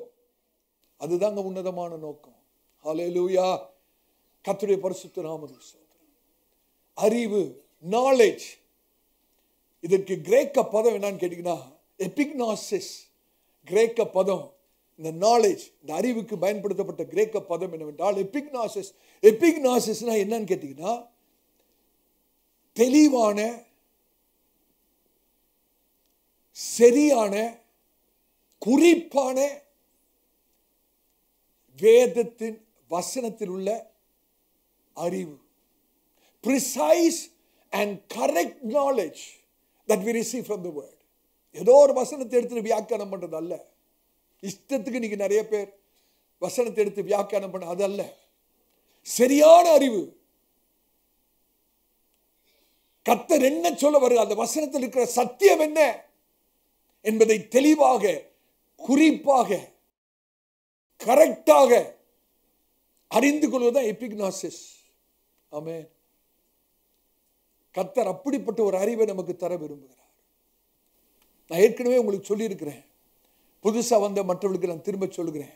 3 காரியங்கள் நம்முடைய ஆவிக்குரிய வாழ்க்கைக்கு அவசியம். குறிப்பெடுத்துக் கொள்ளுங்கள், எழுதிக் கொள்ளுங்க. நம்முடைய ஆவி பலனடைய வேண்டும். முதலாவது, நம்முடைய ஆவி பலனடைய வேண்டும். இரண்டாவது, ஆத்துமா அறிவடைய வேண்டும். ஆத்துமா அறிவடைய வேண்டும். சரீரத்திலே கனி தர வேண்டும். இதுதாங்க தேவனுடைய நோக்கம். முதலாவது என்னது? ஆவியிலே பலனடையணும். இரண்டாவது, ஆத்துமாவிலே அறிவடையணும். மூன்றாவது, சரீரத்திலே கனி தர வேண்டும். இப்ப ஆவி பலனடையாமல், ஆத்துமா அறிவடையாமல் சரீரத்திலே ஒரு நாளும் கனி தர முடியாது. இன்னைக்கு அநேக கிறிஸ்துவோட வாழ்க்கையிலே கனி இல்லாமல் இருக்கிறது காரணம் இதுதான். ஆவியில பலனடையல, ஆத்துமாவில் அறிவடையல. அப்ப ஒரு நாளும் சரீரத்திலே கனி தர முடியாது. இப்ப நல்ல கவனிங்க, ஆவியில எப்படிங்க பலனடைய முடியும்? எவ்வளவுக்கு எவ்வளவு பரிசுத்த ஆவியானவரோடு கூட ஐக்கியம் வைத்திருக்கிறீர்களோ அவ்வளவுக்கு அவ்வளவு உங்களுடைய ஆவி பலனடையும். Your spirit gets strengthened by your communion with the Holy Spirit. எவ்வளவுக்கு பரிசுத்த ஆவியோட ஐக்கியம் வைத்திருக்கிறீர்களோ, பரிசுத்த ஆவியோடு உறவாடுகிறீர்களோ, பரிசுத்த ஆவியானவரோடு கூட நடக்கிறீர்களோ அவ்வளவுக்கு அளவு உங்களுடைய ஆவி பலனடையும். எவ்வளவுக்கு அளவு கர்த்தருடைய வார்த்தையோடு செலவழிக்கிறீர்களோ அவ்வளவுக்கு அளவு உங்களுடைய ஆத்தும அறிவடையும். ஆமென். எப்படி கனி தர்றது? கனின்னு சொல்லும் போது உறவினால வருகிறதான் கனி. எவ்வளவுக்கு அளவு ஆண்டவரோடு கூட வார்த்தையின் மூலமாக, பரிசுத்த ஆவியானவர் மூலமாக கர்த்தரோடு உறவு கொள்ளுகிறீர்களோ அவ்வளவுக்கு அவ்வளவு உங்களுடைய வாழ்க்கையில கனி இருக்கும். இதை தெளிவா விளங்கிக்கணும். ஆவில எப்படி பலன்? பரிசுத்தாவின் ஐக்கியம். ஆத்மாவில் எப்படி அறிவு? கர்த்தருடைய வார்த்தையோடு நேரத்தை செலவிடு. அப்ப கர்த்தருடைய வார்த்தையின் மூலமாகவும் பரிசுத்தாவின் ஐக்கியத்தின் மூலமாகவும் வருகிற தேவனோடு கூட உறவினாலே நம்முடைய வாழ்க்கையிலே கனி உண்டாகிறது. ஆமென். இந்த செய்தி நீங்க போய் மறுபடியும் திருப்பி கேட்கணும். யூடியூப்ல அவங்க அப்லோட் பண்ண பிறகு திருப்பி இந்த செய்தியை நீங்க மறுபடியும் கேட்கணும். ஆவியானவர் உங்களோடு கூட தொடர்ந்து பேசுவார். அப்ப தேவனை குறித்ததான அறிவை நாம் எப்படி பெற முடியும்? கர்த்தருடைய வார்த்தையிலிருந்து மாத்திரம்தான். சகோதரனே, சகோதரியே, உங்களுடைய மனவாளனை நீங்க எப்படி அறிய முடியும்? அவரை குறித்ததான அறிவை எப்படி பெற முடியும்? ஒரே ஒரு வழிதான், கர்த்தருடைய வார்த்தையிலிருந்து தான் அவரை அறிந்து கொள்ள முடியும். வேற எங்கேயும் போய் கர்த்தரை அறிய முடியாதுங்க. நான் கர்த்தருக்கு ஊழியக்காரனா சொல்றேன். அநேக வேதாம கல்லூரியிலே நான் கர்த்தருடைய வார்த்தையை போதித்திருக்கிறேன். ஆனா என்னோட சொந்த அனுபவம் என்ன தெரியுமா? எந்த பைபிள் காலேஜில் போய் அவர் அறிய முடியாது. நீங்க கர்த்தருடைய சமூகத்தில் நீங்க உட்காரணும், உட்கார்ந்து வேதத்தை தியானிக்கணும். இந்த பரிசுத்த வேதத்தோடு நீங்க நேரத்தை செலவழிக்க வேணும். இந்த கர்த்தருடைய வார்த்தையிலிருந்து தான் நம்ம அவரை அறிந்து கொள்ள முடியும். ஒரு வசனத்தை நான் உங்களுக்கு காண்பிக்கிட்டா, நீங்க எத்தனை பேர் இந்த வசனத்தை பார்த்திருப்பீங்களோ தெரியாது. ஆச்சரியமா இருக்கும். எடுத்து வாசிங்க. 1 சாமுவேல் 3ஆம் அதிகாரம் 21வது வசனம். 1 சாமுவேல் 3ஆம் அதிகாரம் 21வது வசனம். சீக்கிரமா வாசிங்க. கர்த்தர் பின்னும் சீலோவிலே, கர்த்தர் பின்னும் சீலோவிலே தரிசனம் தந்தருளினார், தரிசனம் தந்தருளினார். கர்த்தர் சீலோவிலே தம்முடைய வார்த்தையினாலே சாமுவேலுக்கு தம்மை வெளிப்படுத்தினார். கர்த்தருக்கு ஸ்தோத்திரம். சாமுவேலுக்கு கர்த்தர் தன்னை எப்படி வெளிப்படுத்தினாரா? வார்த்தையினாலே. தமிழ் வேதாகமத்திலே வார்த்தையினாலே என்று சொல்லி மொழிபெயர்த்திருக்கிறார்கள். ஆனா இதே வசனத்தை நீங்க ஈப்ரு பைபிள்ல பாப்பீங்கன்னா அந்த வார்த்தையினாலே என்று சொல்லக்கூடிய அந்த வார்த்தைக்கு எபிரேய பதம் என்னன்னா பேதவார்னு போட்டிருக்கு. பேதவார் எபிரேயத்திலே பேனா இன்னுன்னு அர்த்தம், உள்ளேன்னு அர்த்தம், உள்ளேன்னு அர்த்தம். தவார்னா வார்த்தைன்னு அர்த்தம். அப்ப தமிழ் வேதாகமத்தில் வார்த்தையினாலே வெளிப்படுத்தினார் என்று போட்டுக்கிறது. ஆனா எபிரேய வேதாகமத்தில் கர்த்தர் தன்னை வார்த்தையில் தன்னை வெளிப்படுத்தினார். சாமுவேலுக்கு கர்த்தர் தன்னை எப்படி வெளிப்படுத்தினார்? வார்த்தையில் வெளிப்படுத்தினார். அதே தான் இன்றைக்கும் கர்த்தர் செய்கிறார். கர்த்தர் தன்னை எப்படி வெளிப்படுத்துகிறார் சகோதரனே? கர்த்தர் எப்படி தன்னை வெளிப்படுத்துகிறார்? வார்த்தையில் தன்னை வெளிப்படுத்துகிறார். ஹல்லேலூயா. சாமுவேலுக்கு இருந்த பிரச்சனை என்ன தெரியுமா? 7வது வசனத்தை வாசிங்க. சின்ன சாமுவேலுக்கு இருந்த பிரச்சனை இதுதான். 7வது வசனம். சாமுவேல் கர்த்தரை இன்னும் அறியாதிருந்தான். சாமுவேல் இன்னும் கர்த்தரை அறியாதிருந்தான். கர்த்தருடைய வார்த்தை அவனுக்கு இன்னும் வெளிப்படவில்லை. இன்னும் வெளிப்படவில்லை. 2 காரியம் அந்த இடத்துல இருக்கிறது. கர்த்தரை அறியவில்லை, வார்த்தையை அறியவில்லை. கர்த்தரை அறியல, வார்த்தை அறியல. அப்படின்னா என்ன அர்த்தம்? இந்த வார்த்தையில தான் கர்த்தரை அறியணும். ஆமென். இந்த வார்த்தை இல்லாம ஒருவரும் கர்த்தரை அறிய முடியாது. ஹல்லேலூயா. 7வது வசனத்திலே சாமுவேல் இன்னும் கர்த்தரை அறியல, வார்த்தையும் அறியல. ஆனா 21வது வசனத்திலே கர்த்தர் தன்னை சாமுவேலுக்கு சீலோவிலே வார்த்தையில் தன்னை வெளிப்படுத்தினார். ஹல்லேலூயா. கர்த்தருடைய இன்றைக்கும் கர்த்தர் அதை தான் செய்கிறார். கர்த்தர் தன்னை உங்களுக்கு வார்த்தையில் வெளிப்படுத்துறார். காரணம் அவர்தான் வார்த்தை. ஹல்லேலூயா. கர்த்தருடைய பரிசுத்த நாமத்துக்கு ஸ்தோத்திரம். ஒரு புதிய ஏற்பாட்டு வசனத்தை நீங்க பார்க்க வேணும். அப்போஸ்தலனாகிய பவுல் தீமோத்தேயுவுக்கு அறிவுரையாக புத்திமதியா சொன்ன வசனத்துல ஒரு பெரிய சத்தியம் இருக்கிறது. எடுத்து வாசிங்க. 2 தீமோத்தேயு 2ஆம் அதிகாரம் 26வது வசனம். 2 தீமோத்தேயு 2ஆம் அதிகாரம் 26வது வசனத்தை வாசிங்கள். பிசாசானவனுடைய, நல்ல கவனிக்கணும், பிசாசானவனுடைய இச்சையின்படி செய்ய அவனால் பிடிபட்டிருக்கிற அவர்கள் மறுபடியும் மயக்கம் தெளிந்து அவன் கண்ணிக்கு நீங்கத்தக்கதாகவும் சாந்தமாய் அவளுக்கு உபதேசிக்க வேண்டும். உபதேசம் அங்கதான் பாதுகாப்பே இருக்கிறது. இன்னைக்கு இதுதானே பிடிக்கல நிறைய பேருக்கு. உபதேசமே பிடிக்க மாட்டேங்குது. அப்படித்தானே? போதனையே பிடிக்க மாட்டேங்குது. பாஸ்டர் ஆசீர்வாதத்தை குறித்தே பேச மாட்டாரு. ஆசீர்வாதத்தில் விடுதலை இல்லை பிரதர். ஆசீர்வாதத்தில் சத்தியத்துல தான் விடுதலை. ஆசீர்வாதம் நம்ம ஓட வேண்டிய அவசியமே இல்லை. சத்தியத்தை அறிஞ்சிட்டா போதும், தேவையான ஆசீர்வாதம் தானா வரும். அந்த வசனத்தை மறுபடியும் நீங்க வாசித்து பாருங்க. 2 தீமோத்தேயு 2ஆம் அதிகாரம் 26வது வசனம் ரொம்ப முக்கியமான வசனம். பிசாசானுடைய இச்சையின்படி செய்ய, பிசாசுடைய, இது மூல பாஷையில் எப்படி இருக்குன்னா பிசாசுடைய சித்தத்தை செய்ய. இன்னைக்கு அநேக கர்த்தருடைய பிள்ளைகள் யாருடைய சித்தத்தை செய்துட்டு இருக்காங்க தெரியுமா? பிசாசுடைய சித்தத்தை தான் செய்ய. காரணம் என்ன? தொடர்ந்து வாசிங்க. அவனால் பிடிபட்டிருக்கிறார்கள், அவனுடைய கண்ணில சிக்கி இருக்கிறார்கள். ஆகவே பிசாசுடைய சித்தத்தை செய்து கொண்டிருக்கிறார்கள். அந்த வசனத்தை தெளிவா வாசிங்க. பிசாசுடைய இச்சையின்படி சித்தத்தின்படி செய்ய அவனால் பிடிபட்டிருக்கிற அவர்கள் மறுபடியும் மயக்கம் தெளிந்துன்னா என்னன்னா மூளை பாஷையில் எப்படி இருக்குன்னா அறிவடைந்து. மயக்கம் தெளிந்துனா புத்தி தெளிந்து, அப்படின்னா அறிவடைந்து அவன் கண்ணிக்கு நீங்கத்தக்கதாகவும் சாந்தமாய் அவர்களுக்கு உபதேசிக்க வேண்டும். பிரசங்கம் இல்லை, இது உபதேசம். பிரசங்கம் வேற, உபதேசம் வேற. ஆமென். எனக்கு அருமையான சகோதரனே சகோதரியே, நீங்கள் பிசாசுடைய கண்ணிக்கு தப்ப வேணுமானால் அறிவு வேணும். இததான் டெலிவரன்ஸ் பை நாலேஜ் என்று சொல்லுகிறேன். பிசாசுடைய கண்ணிக்கு தப்புறதுக்கு ஒரே வழி இருக்கு பிரதர், சிஸ்டர், ஒரே ஒரு வழிதான், அறிவு, போதனை, டீச்சிங், சத்தியம். இன்னைக்கு இந்த சத்தியம் நிறைய பேருக்குள்ள இல்லாதனாலே, நிறைய பேருக்கு சத்தியம் தெரியாதனாலே, நிறைய பேருக்கு ஆண்டவரை குறித்ததான அறிவு இல்லாதபடினாலே, அறியாமையில் இருக்கிறபடினாலே அவர்கள் பிசாசுக்கு அடிமைகளாக, விசுவாசிகள் தான், ஆனா பிசாசு அவர்களை பிடித்து வைத்திருக்கிறான், அடிமைப்படுத்தி வைத்திருக்கிறான். இப்படிப்பட்டவர்களுக்கு கர்த்தருடைய சித்தத்தை செய்யவே முடியாது. இப்படி அடிமைத்தனத்தில் பிசாசினால பிடிக்கப்பட்டு இருக்கிறவர்களுக்கு கர்த்தருடைய சித்தத்தை செய்யவே முடியாது. அவங்க என்ன செய்ய முடியும் தெரியுமா? பிசாசுட சித்தத்தை தான் செய்ய முடியும்.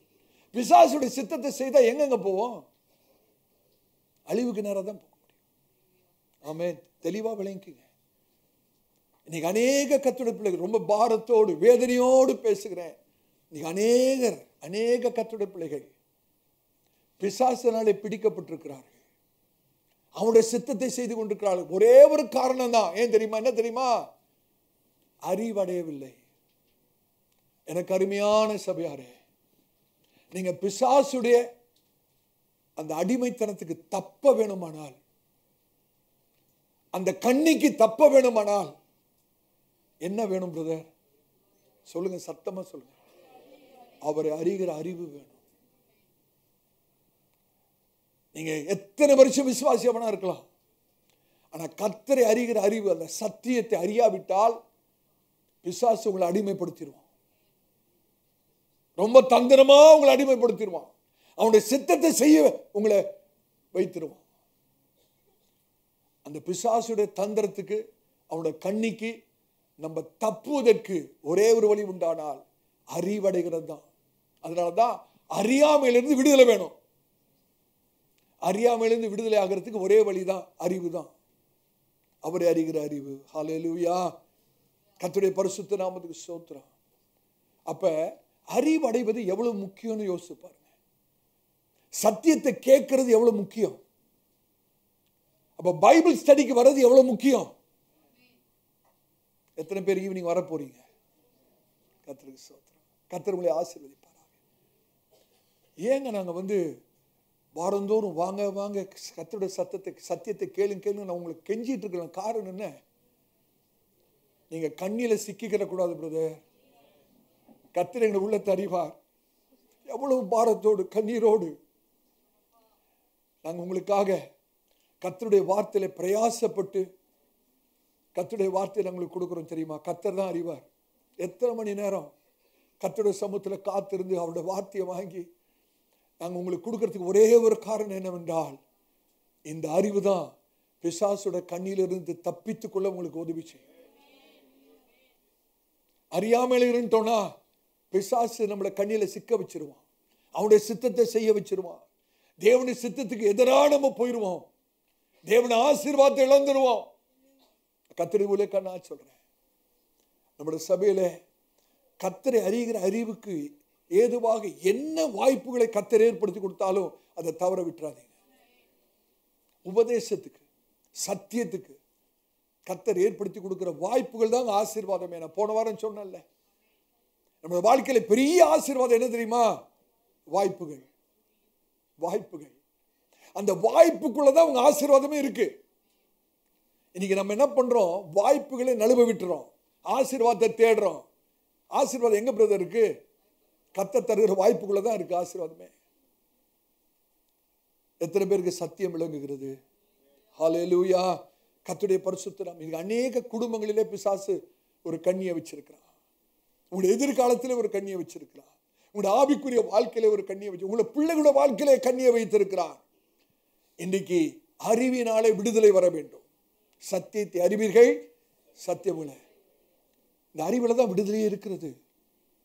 யோசிச்சு பாருங்க, நீ கெட்ட குமாரன் யோசிச்சு பாருங்க. தகப்பனை விட்டு தூரமா போய் ஆஸ்தியெல்லாம் பாவத்தில் செலவழித்து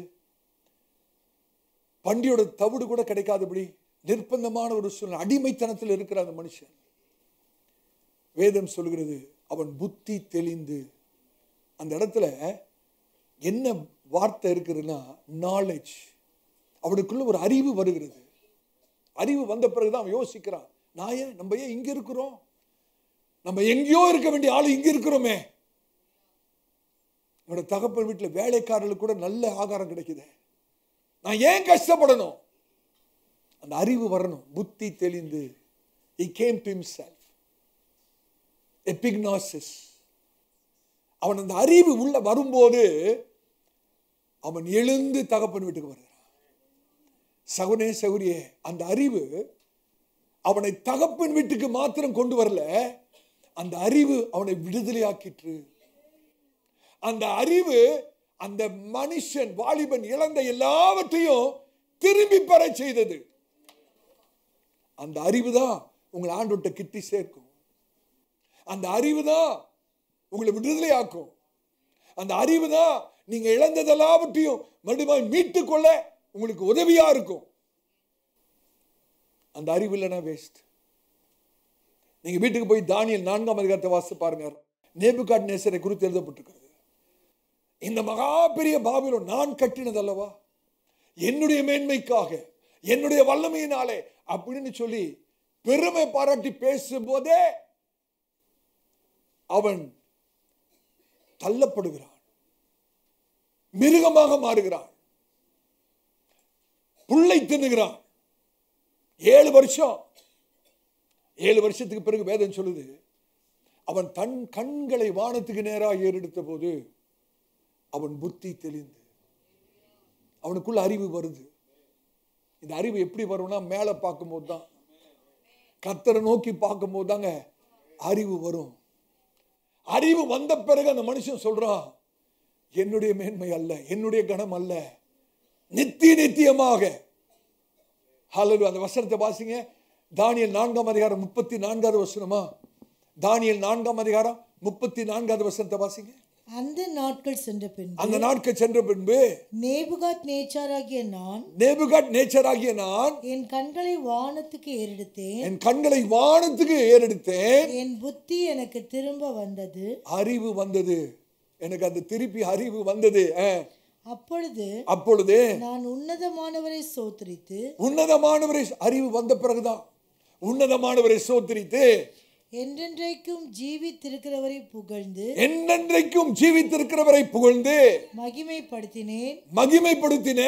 அவருடைய கர்த்தத்துவமே நித்திய கர்த்தத்துவம். அவருடைய ராஜ்யமே தலைமுறை தலைமுறையாக நிற்கும். இந்த வார்த்தை எப்ப வந்துச்சு தெரியுமா? அறிவு வந்த பிறகுதான். அறிவு வரத்துக்கு முன்னே நான் கட்டின பாபிலோன், என்னுடைய மேன்மை, என்னுடைய கணம், சகோதரே, அது பிசாசுடைய கண்ணி. இந்த மனுஷன் கண்ணியில விழுந்துட்டார். ஏன்னா அறிவு இல்லை. தேவனை குறித்து அறிவில்லாதபடினாலே, பிசாசு விரித்த பெருமையின் கண்ணிலே இந்த மனுஷன் சிக்கி கொண்டபடினாலே தன்னுடைய ஸ்தானத்தை இழந்து போனான்.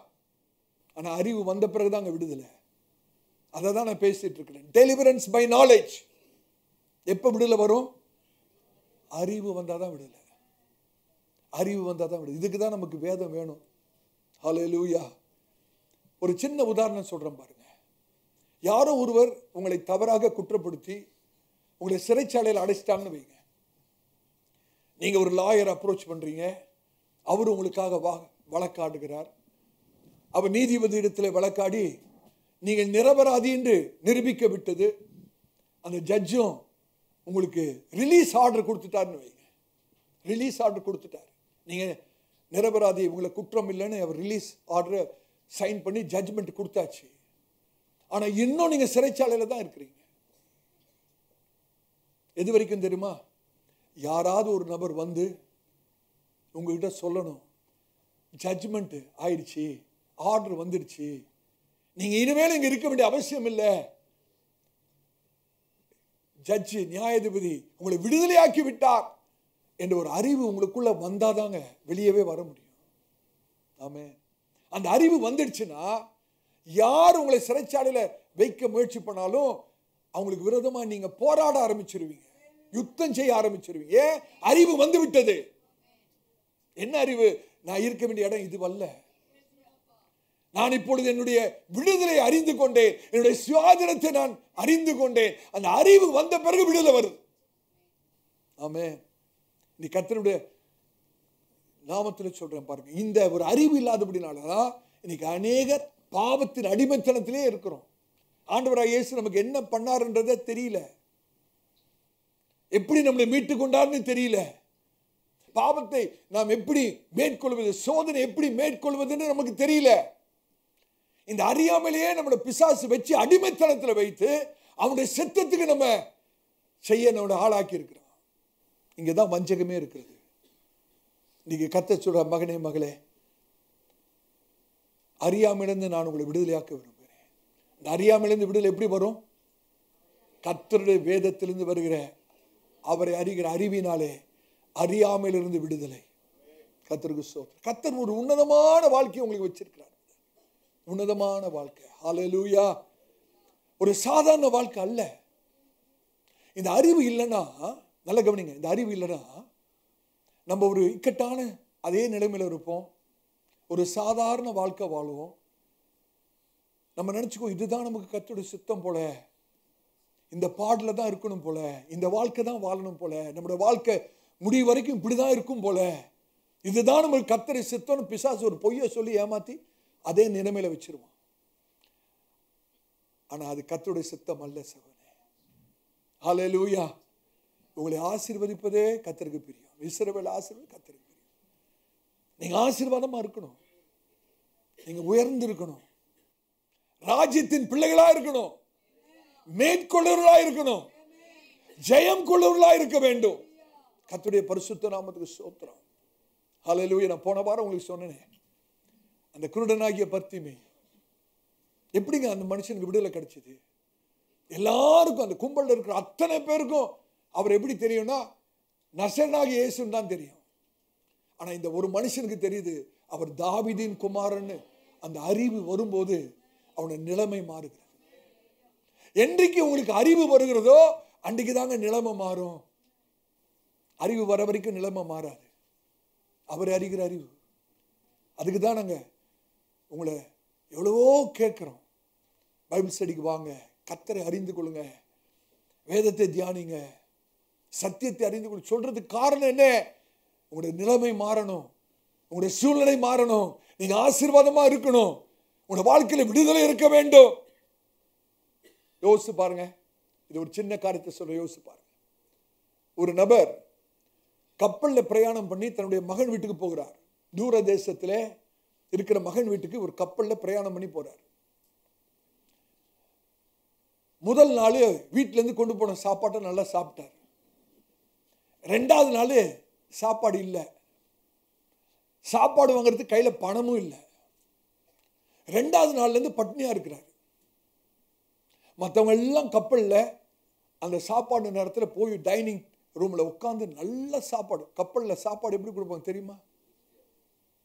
நல்ல சாப்பாடு, நல்ல ஆகாரத்தை எல்லாரும் சந்தோஷமா சாப்பிட்டு இருக்கும்போது இந்த ஒரு மனுஷன் மாத்திரம் சாப்பாடு இல்லாம ஒரு மூலையில உட்கார்ந்து. திடீர்னு ஒரு ஆள் பார்த்து, ஏன் இந்த ஆள் வந்து சாப்பாடுக்கு வரமாட்டாரு, ஏன் தனியா உட்கார்ந்து விசாரிக்கலான்னு போய் விசாரிச்சா அவர் சொல்றாரு, சாப்பாடு வாங்கிறதுக்கு என்கிட்ட காசு இல்லை பிரதர். இவர் சொல்றாரு, உங்க டிக்கெட்டை கொஞ்சம் காமிங்க அப்படின்னு டிக்கெட்டை வாங்கி பார்த்தா அவங்க பையன் அமிச்ச டிக்கெட்ல அந்த 8 நாள் பிரயாணத்துக்கும் பிரீமியம் மீல்ஸ், உயர்தர சாப்பாடு, 3 வேளையும் உயர்தர சாப்பாடு அந்த டிக்கெட் எழுதியிருக்கு. ஆனா இவருக்கு என்ன இல்லை? அறிவு இல்லை. அதை குறித்ததான அறிவு இல்லை. அதனால 2 நாள் பட்டினியாவே இருக்கு. ஏன் பிரதர் 2 நாள் பட்டினி? ஏன் இந்த வேதனை, ஏன் இந்த துக்கம், ஏன் இந்த போராட்டம்? இன்னைக்கு கர்த்தருடைய ஜனங்களுக்கு அறிவு இல்லாதபடினாலே, கர்த்தரை குறித்ததான அறிவு, கர்த்தர் நமக்காக என்ன செய்திருக்கிறார் என்ற அறிவில்லை. நாம் கிறிஸ்துவுக்குள் யாராய் இருக்கிறோம், நம்முடைய கிறிஸ்துவுக்குள்ளே நம்முடைய ஸ்தானம் என்னவா இருக்கிறது, ரொம்ப முக்கியம். ஹல்லேலூயா. பேதுரு, அப்போஸ்தலனாகிய பேதுரு சொல்றார் பாருங்க, வசனத்தை வாசிங்க. 2 பேதுரு 1ஆம் அதிகாரம் 2-3 வசனங்கள். 2 பேதுரு 1ஆம் அதிகாரம் 2-3 வசனங்கள். 2 பேதுரு 1ஆம் அதிகாரம் 2-3 வசனங்கள். தேவனையும் நம்முடைய கர்த்தராகிய இயேசுவையும் அறிகிற அறிவினால், கர்த்தராகிய இயேசு கிறிஸ்து அறிகிற அறிவினால், உங்களுக்கு கிருபையும் சமாதானமும் பெருக கடவது. உங்களுக்கு கிருபையும் சமாதானம் எப்படி பெருகுது பிரதர்? சொல்லுங்க. கிருபை எப்படி பெருகுது? சமாதானம் எப்படி பெருகுது? இன்னைக்கு சமாதானம் குறையறதுக்கு காரணம் என்ன? அறியாமை. கிருபை இல்லாம இருக்கிறதுக்கு காரணம் என்ன? சொல்லுங்க. அறியாமை. கிறிஸ்து இயேசுவை அறிகிற அறிவினாலே கிருபையும் சமாதானமும் பெருகிறது. தொடர்ந்து வாசிங்க. தம்முடைய மகிமையினாலும், நல்ல கவனிங்க, தம்முடைய மகிமையினாலும் காருண்யத்தினாலும் நம்மை அழைத்தவரை அறிகிற அறிவினாலே ஜீவனுக்கும் தேவ பக்திக்கும் வேண்டிய யாவற்றையும். பிரதர் சிஸ்டர் கேட்டீங்களா? இந்த உலகத்தில் வாழ்கிற வாழ்க்கைக்கும் ஜீவனுக்கும் தேவ பக்திக்கும் வேண்டிய யாவற்றையும் என்னென்ன வேணுமோ, இந்த உலகத்தில் வாழ்வதற்கு என்னென்ன வேணுமோ, சகோதரனே சகோதரி, உங்களுக்கு என்ன வேணும்? இந்த உலகத்தில் வாழ்வாதாரம், இந்த உலகத்தில் இந்த ஜீவனத்துக்கு வேண்டிய சகலவற்றையும், தேவ பக்திக்கு தேவையான எல்லாவற்றையும் அவருடைய திவ்ய வல்லமையானது நமக்கு தந்தருளினதும் அன்றி. இது எதனால வருதுங்க? ஜீவனத்துக்கும் தேவ பக்திக்கான சகலமும் நம்மளுக்கு தரப்படுகிறது. எதனாலே? அவரை அறிகிற அறிவினாலே. நாமே நீ கர்த்தருடைய ஊழியக்காரனா சொல்றேன், முடிக்கிறதுக்குள்ள சொல்றேன், you are the best candidate for God's abundant blessings. தேவனுடைய உச்சிதமான ஆசீர்வாதங்களுக்கு முழு தகுதி பெற்றவர்கள் நீங்க தான். ஆமென், ஆமென், ஆமென், ஹல்லேலூயா. ஆனா இந்த கர்த்தருடைய ஆசீர்வாதம் உங்களுக்காக கட்டவிழ்க்கப்பட வேண்டும் என்றால் நீங்கள் அறிவடைய வேண்டும். ரொம்ப முக்கியமான காரியம், அறிவடைய வேண்டும். எத்தனை பேர் நீங்க சொல்ல முடியும், ஆண்டவரே என்னோட அறியாமையிலிருந்து எனக்கு ஒரு விடுதலை வேணும்? இந்த விடுதலை கர்த்தர் எப்படி கொடுப்பார் தெரியுமா?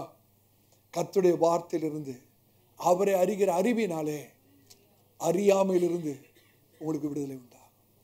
ஹல்லேலூயா. கர்த்தருடைய வேதம் என்ன சொல்லுது பிரதர்? உங்களுக்கு விரோதமாய் உருவாக்கப்படும் எந்த ஆயுதமும் வாய்க்காமல் போகும். இதை விசுவாசிக்கிறது மாத்திரம் இல்ல, இதை அறியணும். எப்படி அறியணும்னு கேட்டீங்கன்னா,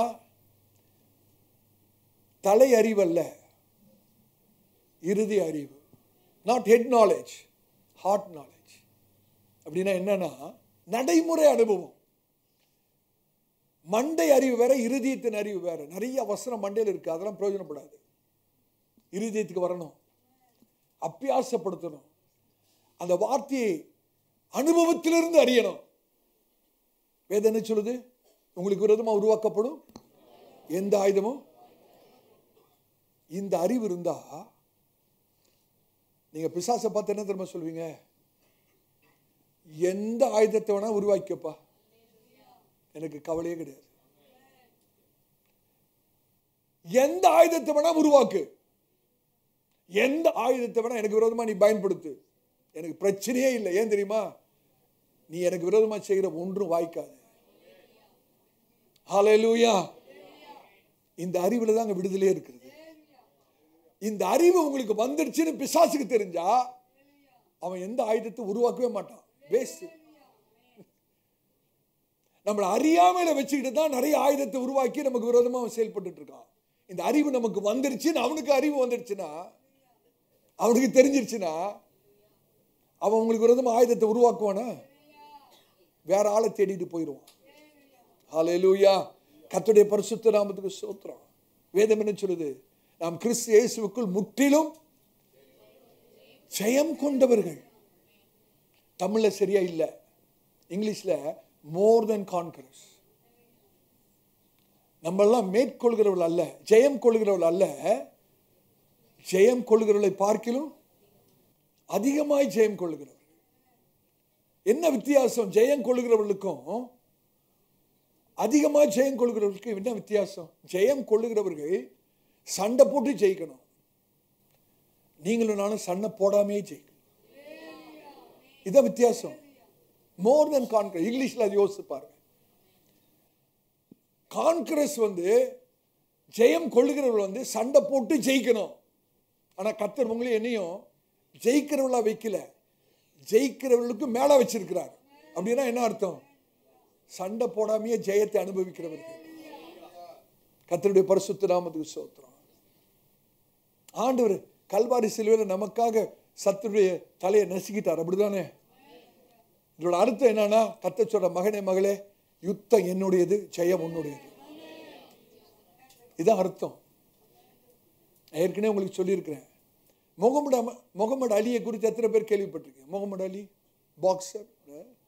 ஒரு சமயத்தில் அவருக்கும் இன்னொரு நபருக்கும் அந்த குத்து சண்டை நடக்கிறது. அவருக்கு எதிராக அந்த போட்டியில் கலந்து கொள்கிற மனுஷன் ஒரு பெரிய ஒரு குத்து சண்டை வீரனா. பயங்கரமா முகமது அலியை போட்டு மூஞ்சல குத்தி நிறைய மூஞ்செல்லாம் காயம், பல்லெல்லாம் உடைஞ்சு போச்சு. கடைசி சில நிமிஷத்துல முகமது அலி அந்த யுத்தத்தில் ஜெயிச்சிடுறார். ஜெயிச்ச உடனே ஒரே கரகோஷம் எழுப்பி முகமது அலிக்கு நிறைய பரிசு வழங்கப்படுகிறது. நிறைய பணம் கொடுக்கிறார்கள், கேஷ் அவார்ட்ஸ், நிறைய பரிசு பொருட்கள், ஏராளமான பரிசு பொருட்கள். இப்போ முகமது அலி என்ன பண்ற தெரியுமா? அவ்வளோத்தையும் தன்னோட காரில் ஏற்றிக்கிட்டு வீட்டுக்கு வராரு. கதவை தட்டினா அவரோட மனைவி கதவை திறக்கிறாங்க. கதவை திறந்தோடனே இந்த கார்ல எல்லாம் இருந்ததை எல்லாம் எடுத்து மனைவி கையில் கொடுக்குறாங்க. இப்போ யுத்தம் பண்ணது யாரு? உத வாங்கினது யாரு? பல்லு உடைஞ்சது யாரு? குத்து வாங்கினது யாரு? ஆனா எல்லாத்தையும் அனுபவிக்கிறது யாரு? இதுதாங்க வேதம் சொல்லுகிறது. ஹல்லேலூயா. நம்முடைய ஆண்டவராகிய இயேசு கல்வாரி சிலுவையிலே நமக்காக எல்லா பாடுகளையும் பட்டார். எதுக்கு தெரியுமா? நம்மை முற்றிலும் ஜெயம் கொண்டவர்களாக மாட்டார். ஹல்லேலூயா. கர்த்தருடைய பரிசுத்த நாமத்துக்கு ஸ்தோத்திரம். ஹல்லேலூயா. வேதம் சொல்லுகிறது, வேதம் அழகாய் சொல்லுகிறது. ஹல்லேலூயா. நம்முடைய யுத்தத்தை கர்த்தர் செய்கிறவர். என்ன யுத்தமா இருந்தாலும் சரி, கர்த்தர் சொல்றார். இன்னைக்கு உங்களை பார்த்து சொல்றார், மகனே மகளே, யுத்தம் என்னுடையது, ஜெயமோ உங்களுடையது. கர்த்தருடைய பரிசுத்த நாமத்துக்கு. அப்போஸ்தலன் பவுல் சொல்றாரு, என்னை பலப்படுத்துகிற கிறிஸ்துவினாலே எல்லாவற்றையும் செய்ய பலன் உண்டு. வேதம் என்ன சொல்லுது? உலகத்தை காட்டிலும் எனக்குள்ளா இருக்கிறவர் பெரியவர். ஹல்லேலூயா. மகிமையின் நம்பிக்கையாக கிறிஸ்து எனக்குள்ளாக இருக்கிறார். வேதம் என்ன சொல்லுது? நான் அவருக்குள் நடந்து, அவருக்குள் வாழ்ந்து, அவருக்குள் அசைகிறேன். I walk in him, I live in him, I have my being in him. நான் கர்த்தரால் பாதுகாக்கப்பட்டு, பரலோகத்தினாலே வழிநடத்தப்பட்டு, கர்த்தருடைய வார்த்தையினாலே அறிவடைந்தவனாக இருக்கும்போது எந்த அசுத்தாவின் கிரியைகளும் கிட்ட வரவே முடியாது. கர்த்தருடைய பரிசுத்த நாமத்துக்கு ஸ்தோத்திரம். ரோமர் 8:28 எப்படிங்க ஆரம்பிக்கிறது? அன்றியும் அவருடைய தீர்மானத்தின்படி அழைக்கப்பட்டவர்களுக்கு சகலமும் நன்மைக்கு எதுவாய் நடக்கிறது என்பதை நாம் அறிந்து. அந்த அறிவு தான். அந்த அறிவு இருந்தா ஒரு கஷ்டம் வரும்போது முறுமுறுக்க மாட்டோம். ஒரு பிரச்சனை வரும்போது சோர்ந்து போக மாட்டோம். நமக்கு விரோதமா யாராவது கிரியை செய்யும் போது துக்கப்பட மாட்டோம். அதுக்கு பதிலாக ஆண்டவரை ஸ்தோத்திரிப்போம். ஏன் தெரியுமா? என்ன நடந்தாலும் சரி, கெட்டதோ நல்லதோ, கடைசியில நல்லதுதான், நல்லதாகவே முடியும். ஹல்லேலூயா. சகலவற்றையும் கர்த்தர் நமக்கு நன்மைக்கு எதுவாய் செய்கிற, தீமையும் நன்மையாய் மாற்றுகிற கர்த்தர் நம்முடைய கர்த்தர். எனக்கு அருமையான சகோதரனே சகோதரியே, அறிவினால வருகிற விடுதலை, அறியாமையிலிருந்து ஒரு விடுதலை வரணும்னா அறிவினால தான் வர முடியும். ஏசாயா சொல்றார், கடைசி அந்த வசனத்தை வாசிக்க முடிச்சிடலாம். ஏசாயா 5:13 வசனம். ஏசாயா 5:13 வசனத்தை வாசிங்க. என் ஜனங்கள் அறிவில்லாமையினாலே சிறைப்பட்டு போகிறார்கள். அவர்களில் கனமுள்ளவர்கள் பட்டினியினால் தோய்ந்து போகிறார்கள். பட்டினினால் யாருங்க? கனமுள்ளவங்க. ஏங்க பட்டினியினால் தோய்ந்து போகணும்? கனமுள்ளவர்கள், ஞானிகள் ஏன் பட்டினியினால தோய்ந்து போகணும்? அறியாமை. தொடர்ந்து வாசிங்க. அவர்களுடைய திரளான கூட்டத்தார் தாகத்தால் நாவறண்டு போகிறார்கள். இதற்கெல்லாம் காரணம் என்னது? ஜனங்கள் அறிவில்லாமை. நம்ம எல்லாரும் கண்களை மூடலாமா? தேவ சமூகத்தை நான் உணர்கிறேன். கர்த்தருடைய ஜனங்கள் சங்காரமாகிறார்கள். அறிவில்லாமையினாலே சங்காரமாகிறார்கள். கர்த்தருடைய ஜனங்கள் அடிமைக்குள்ளாக போய்விடுகிறார்கள், அடிமைப்பட்டு விடுகிறார்கள். கனமுள்ளவர்கள், கனம் பொருந்தியவர்கள் பட்டினினாலே வாடுகிறார்கள். அவருடைய திரளான கூட்டம் தண்ணீர் இல்லாமல் நாவரண்டு போகிறார்கள். இதுக்கெல்லாம் காரணம் கர்த்தர் என்ன தெரியுமா சொல்றாரு? என்னுடைய ஜனம் அறிவில்லாமல் இருக்கிறது.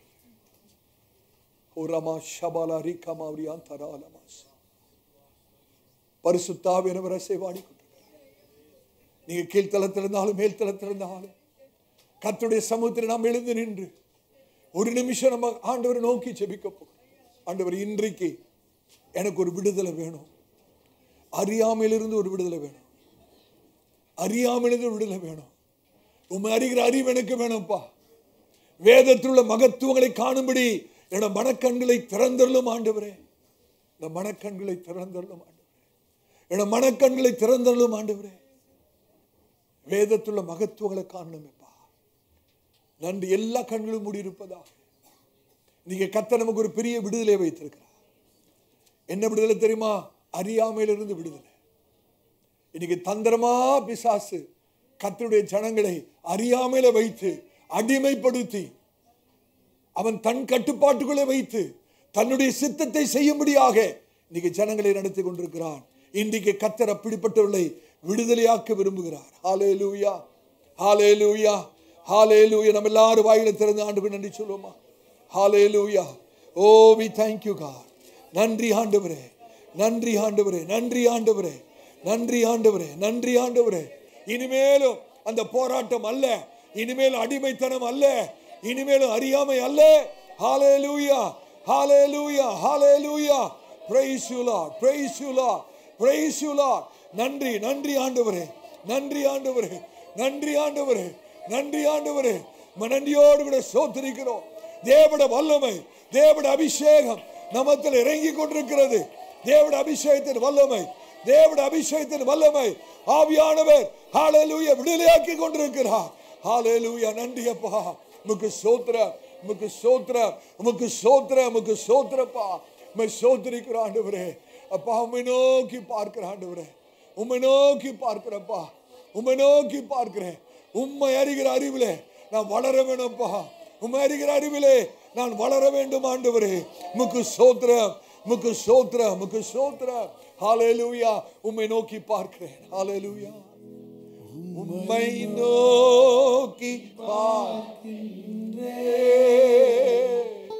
உம்மை நினைத்து துதிக்கின்றேன், உம்மை நோக்கி பார்க்கின்றேன், உம்மை நினைத்து துதிக்கின்றேன். ஏசையா, ஏசையா ஸ்தோத்திரம், ஏசையா ஸ்தோத்திரம், ஏசையா ஸ்தோத்திரம், ஏசையா ஸ்தோத்திரம். உலகம் வெறுக்கையில் ஆண்டவரே, உலகம் வெறுக்கையில் நீரோ அணைக்கிறீர். ஹல்லேலூயா. உலகம் வெறுக்கையில் நீரோ அணைக்கிறீர். உம்மது அணைப்பிலே அந்த வெறுப்பை மறக்கிறேன். உம்மது அணைப்பிலே அந்த வெறுப்பை மறக்கிறேன். ஏசையா, ஏசையா ஸ்தோத்திரம், ஏசையா ஸ்தோத்திரம், ஏசையா ஸ்தோத்திரம்.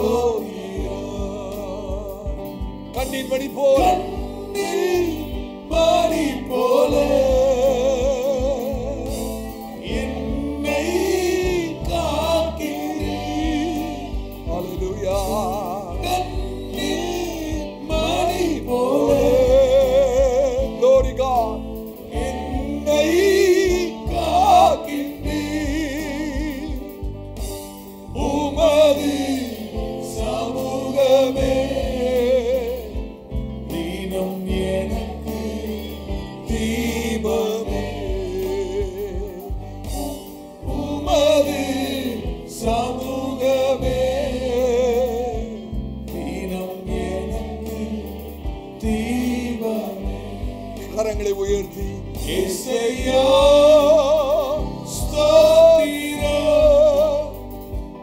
യേശയ്യാ സ്തോത്രം യേശയ്യാ സ്തോത്രം യേശയ്യാ സ്തോത്രം. சகோதரே சகோதரியே, ஜெபித்து முடிப்பதற்குள்ளாக நான் ஆவியில் ஏவப்படுகிறபடினாலே ஒரே ஒரு வசனத்தை வாசிக்கும்படியாக பரிசுத்த ஆவியானவர் திட்டவட்டமா ஏவுகிறபடினாலே இந்த ஒரே ஒரு வசனத்தை நீங்க வாசிக்க கேளுங்க. கர்த்தர் உங்களோடு பேசுறார். ஏசாயா 1:3 கர்த்தர் என்ன சொல்றாரு பாருங்க. ஏசாயா 1:3 ஏசாயா 1:3. மாடு தன் எஜமானையும் கழுதை தன் ஆண்டவனின் முன்னணையையும் அறியும். கழுதை தன் ஆண்டவனின் முன்னணையும் அறியும். இஸ்ரவேலோ அறிவில்லாமலும். என் ஜனங்கள், ஆண்டுடைய இருதயத்தை யோசித்து பாருங்க. எவ்வளவு வேதனையோடு ஆண்டு பேசுறார் பாருங்க. என் ஜனங்கள் இஸ்ரவேலோ அறிவில்லாமலும் என் ஜனம் உணர்வில்லாமலும் இருக்கிறது என்கிறார். என் ஜனம் உணர்வில்லாமலும் இருக்கிறது என்றார் என்கிறார். ஆண்டுடைய இருதயம் பார்த்தீங்களா? சகோதரனே சகோதரியே, நீங்க பிசாசுடைய அடிமைத்தனத்தில் போயிடக்கூடாது.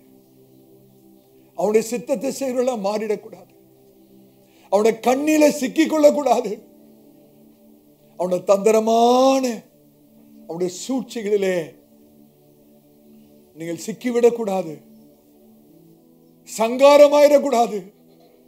அடிமைத்தனத்துக்குள்ள போய்விடக்கூடாது என்று சொல்லி கர்த்தருடைய இருதயம் துடிக்கிறது. கர்த்தர் சொல்றாரு, என்னுடைய ஜனங்கள்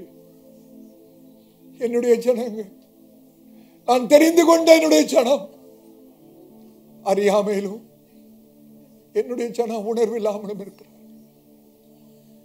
இந்த நிலைமை மாறணும் சகோதரனே சௌரியே. உங்களோட வாழ்க்கையில் இந்த நிலைமை மாறணும். சௌரியே, இந்த நிலைமை உங்களோட வாழ்க்கையில மாறணும்.